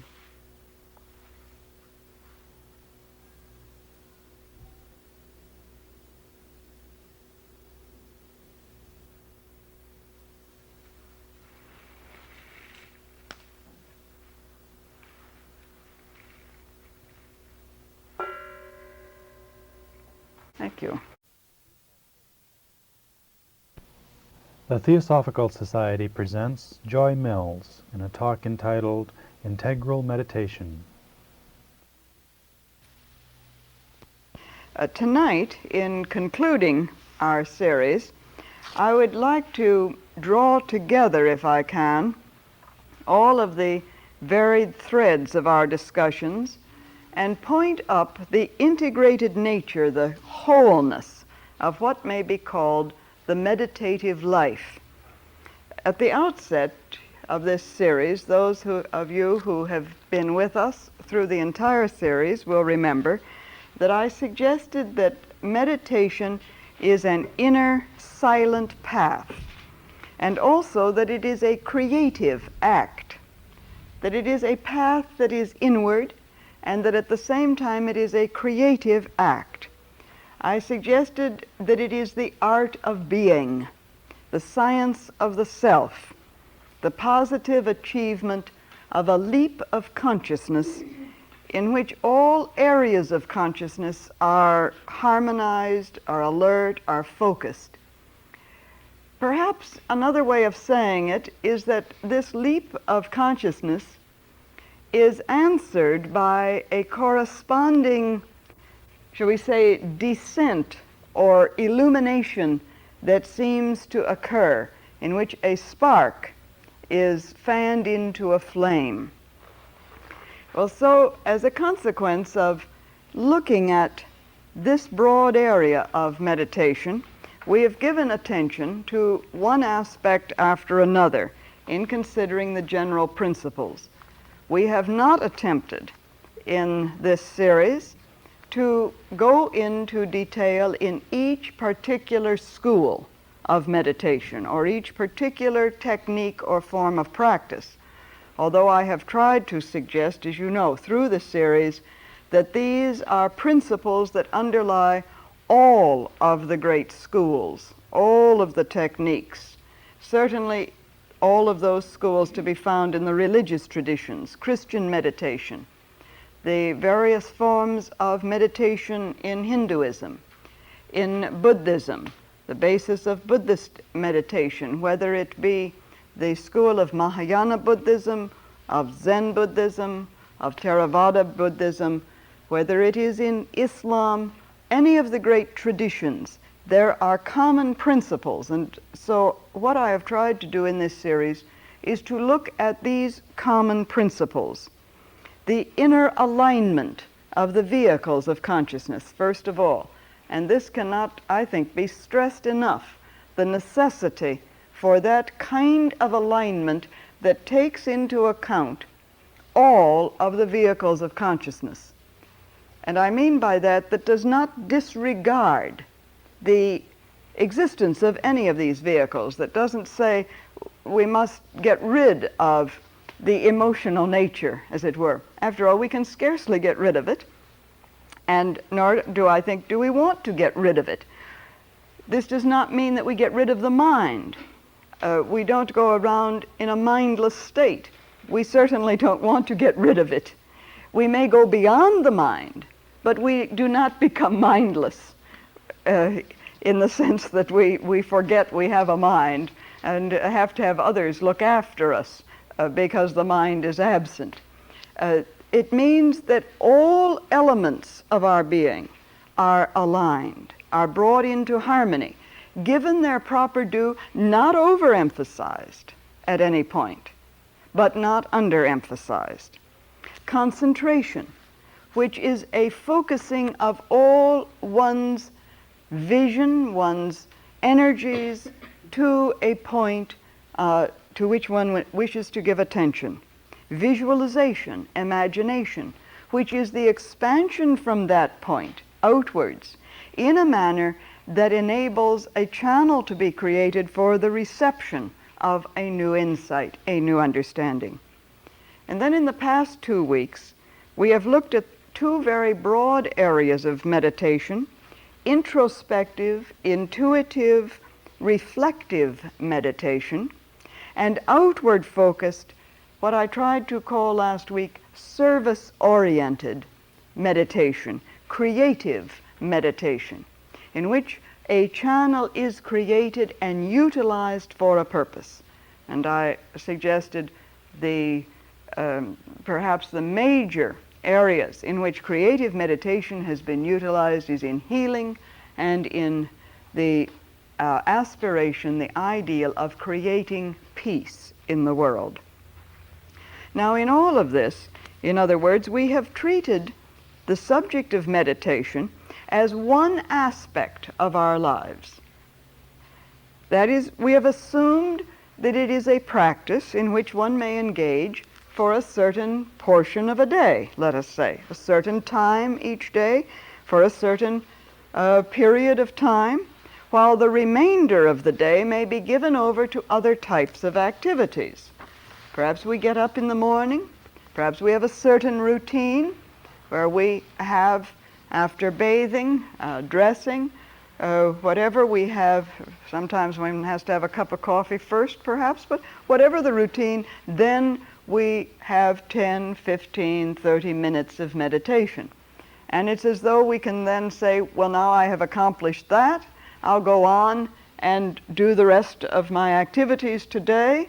I'll be the same usual person that I always am, getting a little bit irritated with things, being very kind at other times, giving my attention here, there, and elsewhere, carrying on my normal routine. Now, what I would like to emphasize tonight in concluding our series is that it seems to me we have to come to a point where we see our existence as a whole, as a complete reality in which we are engaged, that our existence, our daily lives should be all of one piece, cut out of one piece of material, not pieced together of a half hour for this and a half hour for that and an hour for that and 20 minutes for something else, and divide it up, allocate it in that way, but that we should come to see our whole existence every single day as a totality, as all of one piece, so that meditation and action are united in an integral whole that gives meaning and significance to our existence. To put it another way, I would like to suggest that our daily existence is meaningful only insofar as every aspect of our being is blended together towards a purpose. Now, this is an ideal that I'm putting before us tonight, putting before myself, because I always give these talks as much to myself as to anyone else. It's a good way of reminding myself of my own ideals. So I'm talking to myself, and you're listening in, as it were, on what seems to me the ideal. And therefore I've called this tonight integral meditation, because it means simply that every element in our nature, every aspect of our life, can be blended harmoniously in tune with the supreme purpose of life itself.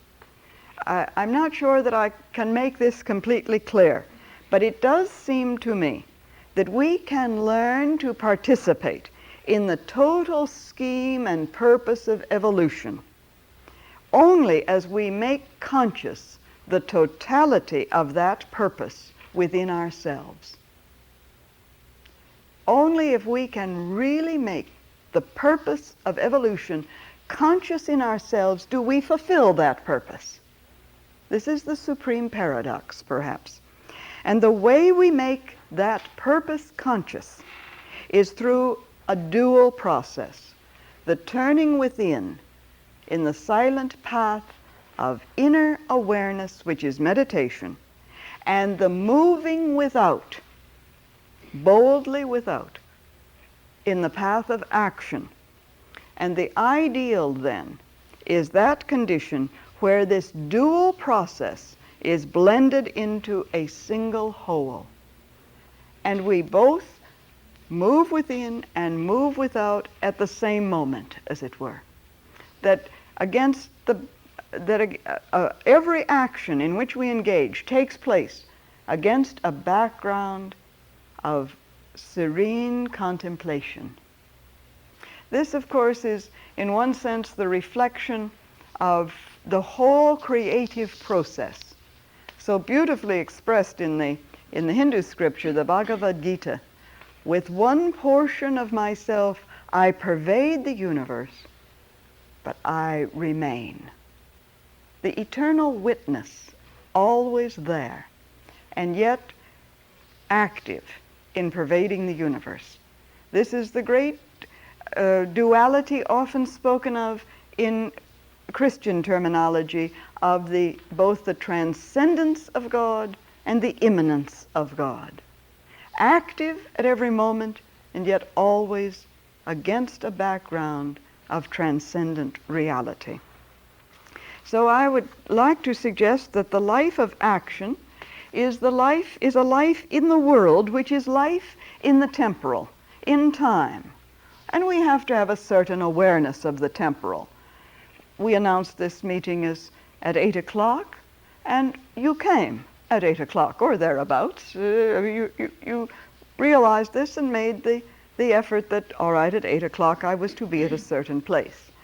And I can assure you I will be aware of the time and will not keep you on and on and on into the wee hours of the morning or tomorrow or, just keep you here. We'd like to have you stay, but we will be aware of time. The life of contemplation, on the other hand, is a life out of the world, which is life out of time, life in the eternal.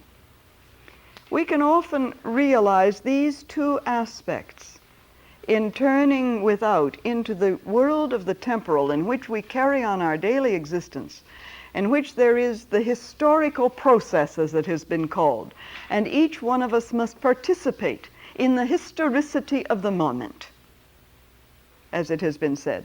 We have our place in the historicity of existence.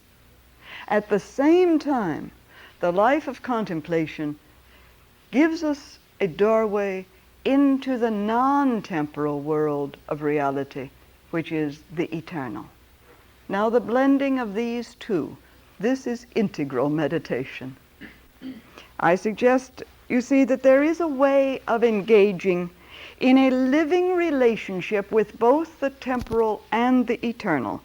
A relationship, in other words, between activity and what may be called the spiritual life, the spiritual pursuit, in which these two aspects of life are seen not as separated, but as united, one with the other. Again, to quote the Bhagavad Gita, which is such a beautiful scripture, there is the statement, "Now you shall hear how a man may become perfect if he devotes himself to the work which is natural to him. A man will reach perfection if he does his duty as an act of worship to the Lord, who is the source of the universe, prompting all action, everywhere present." So we act, but with this background, which meditation provides for us, which becomes then an action that is a worship.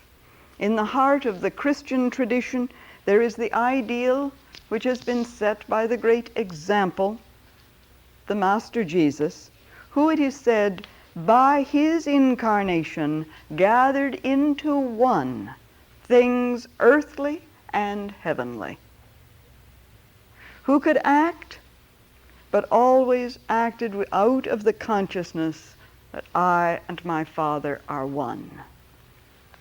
And following that particular tradition, the great mystic John Ruysbroek wrote of the individual who lives his life in these two ways, namely in work and in rest, and in each he is whole and undivided. Now this is the clue, you see. He lives his life in two ways, in work and in rest, and in each he is whole and undivided, for he is wholly in God because he rests in fruition, and he is wholly in himself because he lives in activity, and he is perpetually called and urged by God to renew both the rest and the work. A very beautiful statement. So we, in one sense, are touching upon the whole subject which we have explored in previous series here, the whole area of mysticism, because it does touch upon this area, of course. I think, as I read and so on, that no one in our time has perhaps more elegantly and beautifully expressed what has been called the co-inherence between the temporal and the eternal than Teilhard de Chardin, who combined in himself the mystic, the priest, and the scientist, the paleontologist, who was out there in the fields, in the digs, you know. And in his very remarkable and beautiful little book, The Mass on the World, he wrote, "For me, all joy, all achievement, the very purpose of my being, and all my love of life, all depend on this one basic vision of the union between yourself," with a capital U, this was addressed to God, "and the universe. Let others, fulfilling a function more august than mine, proclaim your splendors as pure spirit. As for me, dominated as I am by a vocation which springs from the inmost fibers of my being, I have no desire, no ability to proclaim anything except the innumerable prolongations of your incarnate being in the world of matter." That whatever he was doing, there was the celebration of the Mass. This whole little book, which is, I think, so remarkable, came out of his experience where he was engaged in his paleontological work in China, where he was out in the desert and in the fields where there was no altar. And here was the holy day, Sunday, and no altar, no chalice, no host, none of the paraphernalia which a priest is accustomed to have in order to celebrate the Mass. And it suddenly came to him out of his contemplation and meditation in the midst of his work that he was celebrating the Mass of the world. A beautiful book that arose out of that, combining, you see, the life of contemplation, the life of action. In other words, the life of meditation and the life of work or action need not be, they should not be, and ultimately they cannot be regarded as separate. And this, I think, is one of the keys. So often, you see, we may say, well, this is my meditation time. Don't disturb me. Don't come around. Don't let the telephone ring. Don't let the cat in now. Don't do anything, because this is the meditation time. Can we really ultimately separate it?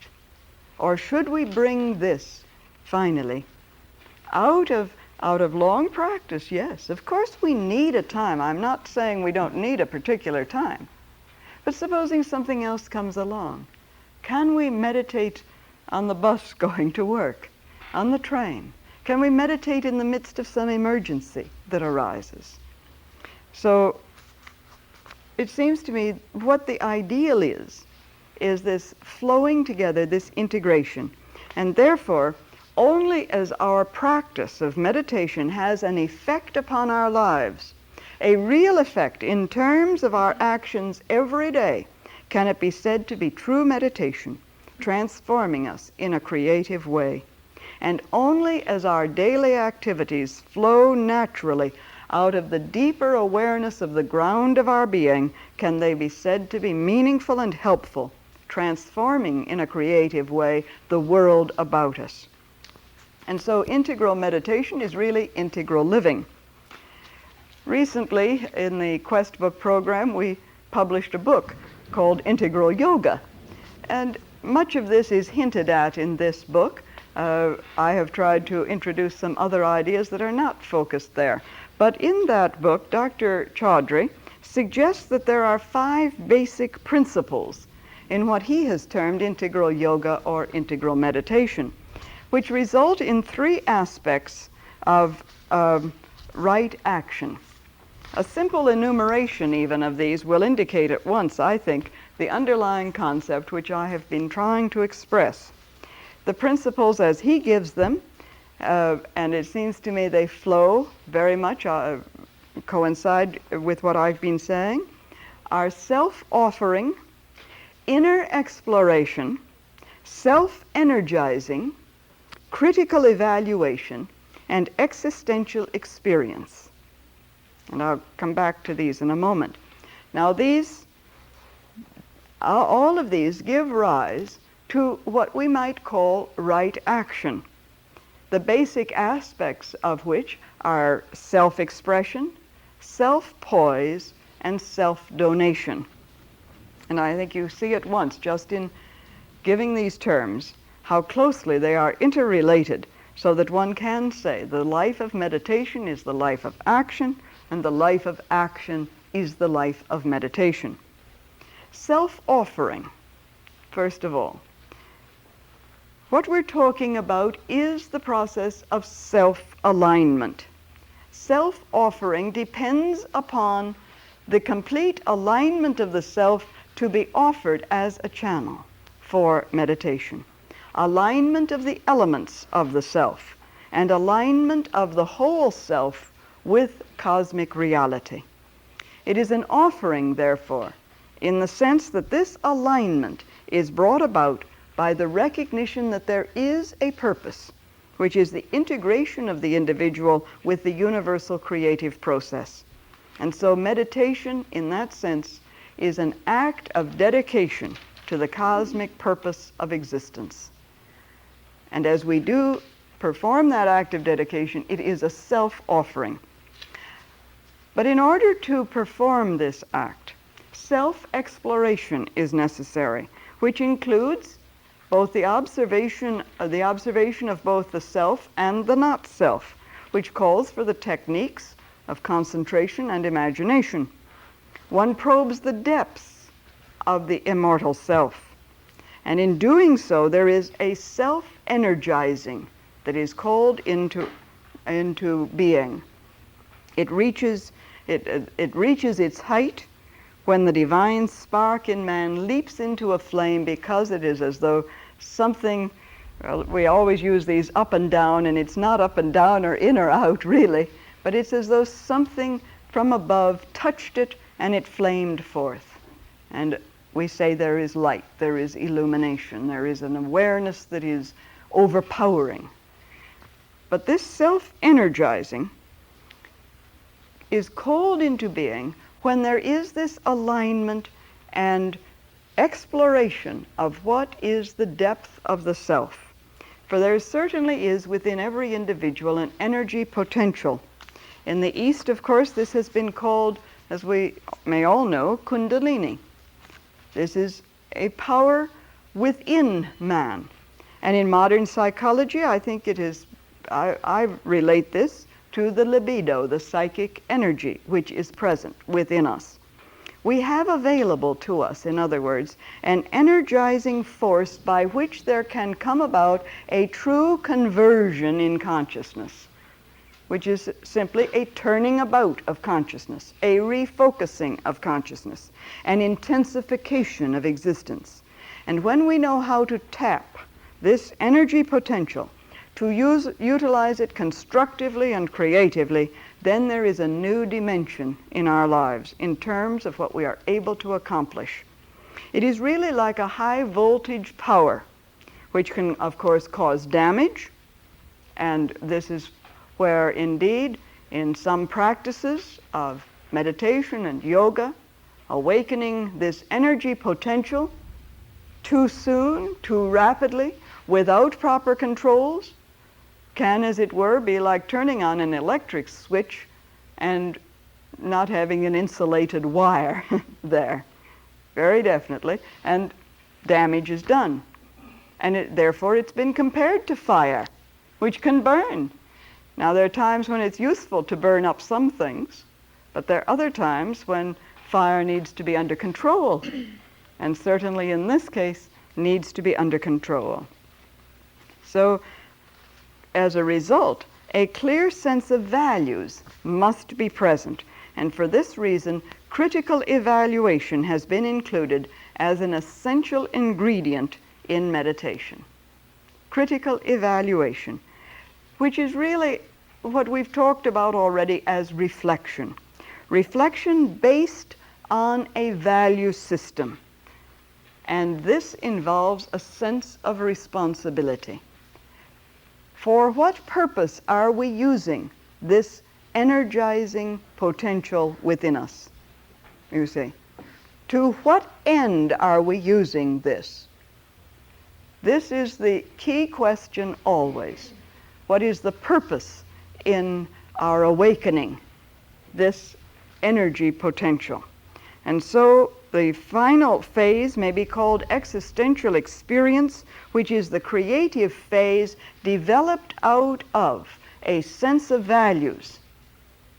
That, in other words, if I engage in the practice of meditation, it is in order that I may, in some manner, become a better channel for service in the world. There is a purpose beyond the immediate personal self.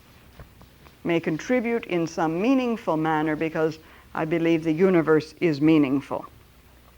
And this phase then is based on some kind of direct insight into the ultimate ground of existence. We bring the non-temporal now into the temporal. We make immanent the transcendent. There is freedom and spontaneity in action because we act in harmony with the underlying law, the universal law of life. Action, in other words, and here is where we turn now from this inward movement. Action now is no longer engaging in some humdrum task from which we hope to escape just as soon as possible in order to return to meditation, which often is the way. If we can wash the dishes twice as fast, even if we break all the cups, at least we can get back to the peace and quiet of meditation. If we can get the children off to school half an hour earlier, perhaps we'll have time for meditation, even if it means they're standing out in the cold waiting for the school bus. Whatever it may be, if we can cook a quicker dinner, we can get back to meditation sooner or have a longer period, and so on. Action is often seen as simply as an escape, or we hope to escape from it in order to return to this inner condition. But in this condition, in this awareness of the freedom and spontaneity of action which arises naturally out of the contemplative life, it is not the imprisonment of the soul, but its creative release in daily existence. I act because I must act in the world as it is, and I act in accordance with the need at the moment. Action then does not degenerate into routine or become mechanized. It is creative and it is recreative because it flows from an inner spirit of constant awareness. It flows from an attitude of mind and heart that is always present no matter what we are doing. And so action comes to have three aspects: self-expression, self-poise, and self-donation. Self-expression means simply that each individual has his own unique center of being and becoming. In the Sanskrit, it is called svadharma, his own particular beingness, the isness of the individual. And when he has touched that center through meditation, his action outwardly is an expression of that self-being or self-becoming, and so the action becomes meaningful, joyous, free. It is the natural action that flows because he has touched his own center of the self, his own immortality. When we have touched this deep center of what is the essential being, what is our own essential nature through meditation, there comes, I think, a self-poise in all our actions. A quiet confidence is born, a confidence out of which there is the courage to act in accordance with our own nature, svadharma, our own interior being. The courage to act in accordance with the deep center within. And this self-poise, I think, is so seen, it's so demonstrated, evidenced in the saints, the mystics, in the really ordinary individuals who have engaged in meditation over a long period of time. One is aware of an interior poise that nothing outside seems to disturb. We are enabled to maintain an inward calm and even temper in the midst of all the changes of fortune. One acts and yet does not act. It is a kind of non-action in action because there is a core of imperturbability in all our movements. Not an easy condition, but an ideal condition. As I said earlier, I'm giving this talk to myself to remind myself that this can be present, so that an emergency arises, there is that center that is never touched by that emergency. One acts and yet does not act. And so out of this self-poise, which results from true self-expression, action is done as a self-donation, a self-giving. One gives oneself wholly where he is. I think so often of a beautiful little book that I came upon some years ago, written by a member of the Society of Friends, the Quaker movement. And the title of the book perhaps explains best what its contents were, or are. The book is still in existence. The title simply was, Being Present Where One Is. Being present where one is. Now it is this kind of self-giving that arises as an action, quite naturally, out of this background of meditation. How often we are not present where we are. My physical body may be before you. I may seem to be giving you my attention, but I am not present. My mind is going on about what I'm going to do tonight, what I'm going to do tomorrow, what I'm going to do next week, and I'm thinking, I wonder how quickly I can get away from this person. How can I escape? Is there some way I can end this conversation? All sorts of things are going on, and we are not present. So being present where one is the completion of this action in which there is a full self-giving of oneself. For in this, our ultimate loyalty is to the inward vision of truth, but our action is hallowed because it is offered without any preconditions, without any reserve, on the altar of the ultimate good of all humanity. This, of course, is the final self-giving, the action that is out of the expression of that interior vision of the immortal self, which is one with the self in all, which gives that poise of confidence that enables one to act truly at the moment, and in that action gives himself fully to whatever is the action.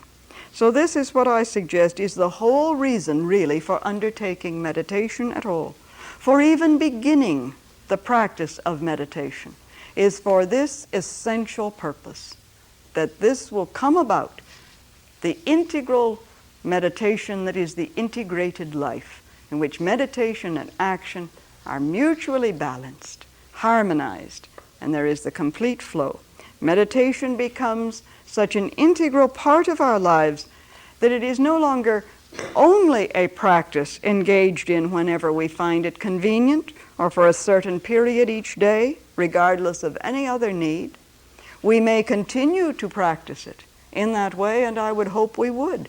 And indeed, this is necessary, because the more we practice, just as the pianist does not, the genius in the piano does not cease to practice his scales. He continues to practice every day.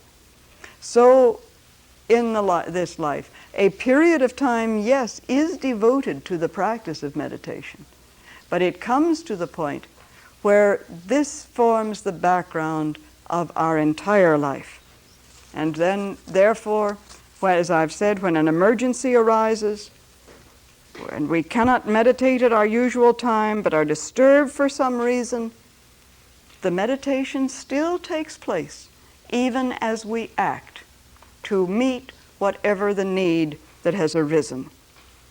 And this is, as I say, what I mean by integral meditation. And if meditation does not serve that purpose, I think, quite frankly, we have missed a very essential value in our lives. We've missed something that is thrilling, that is joyous, that is recreative constantly, so that we are always new people, inwardly renewed. Our actions are no longer just reactions. They are truly actions flowing from that center.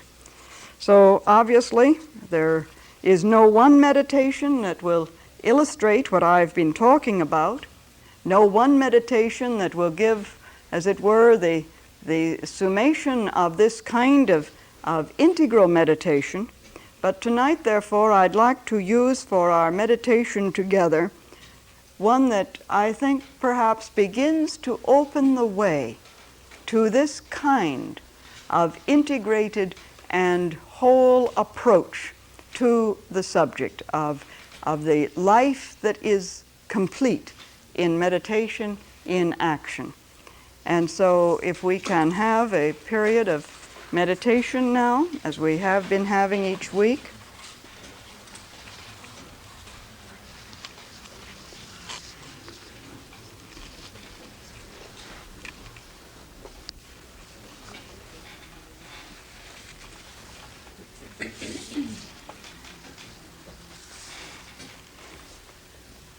And align ourselves inwardly.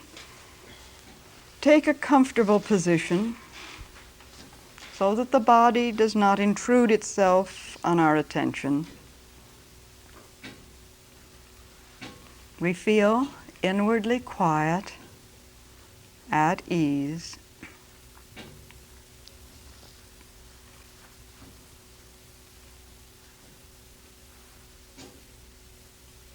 All the usual thoughts, concerns, anxieties are set aside, and the mind is still as a deep pool,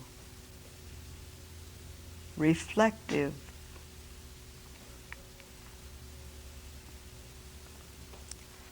Look for the light. The light is hidden everywhere. It is in every rock and in every stone. The light is nearer than aught else within a man's very heart. All comes forth from the light, and to the light all shall return. Look for the light.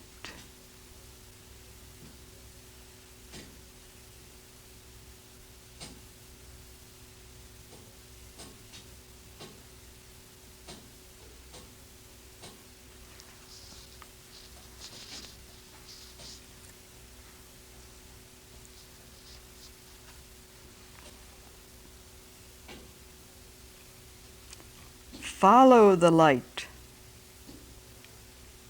The sun's rays shine on all alike. He who would feel their warmth upon his skin must leave his shut-in cave and seek the open air. He who would experience the divine compassion in his soul must leave the cave of self and seek the wider being. Follow the light.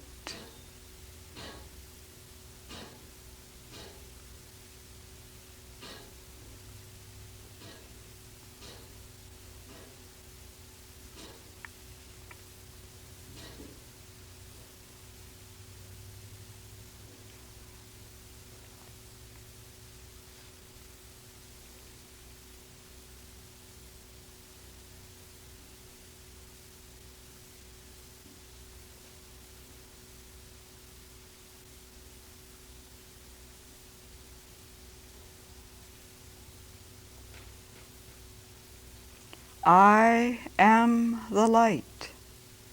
In the midst of our being stands the Lord of past and future.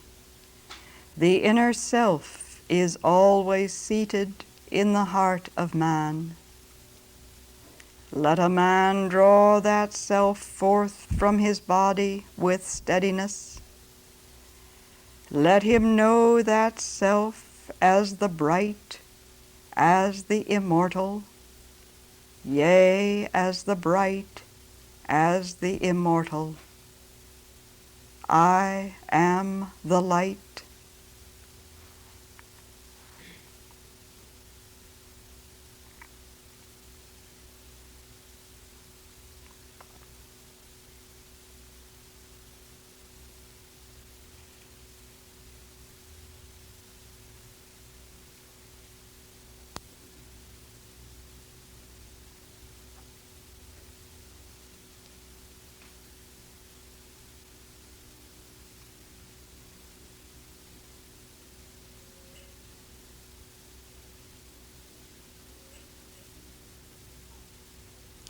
Let the light shine.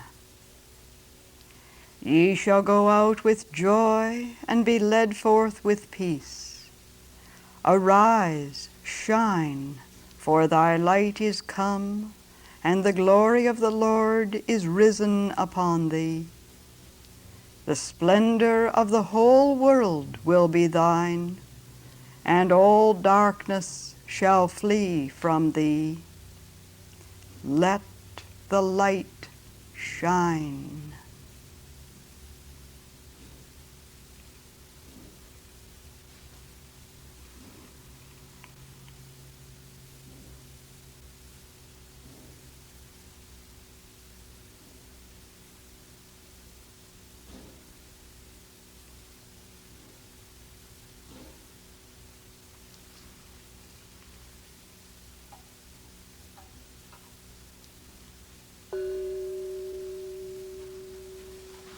Thank you very much.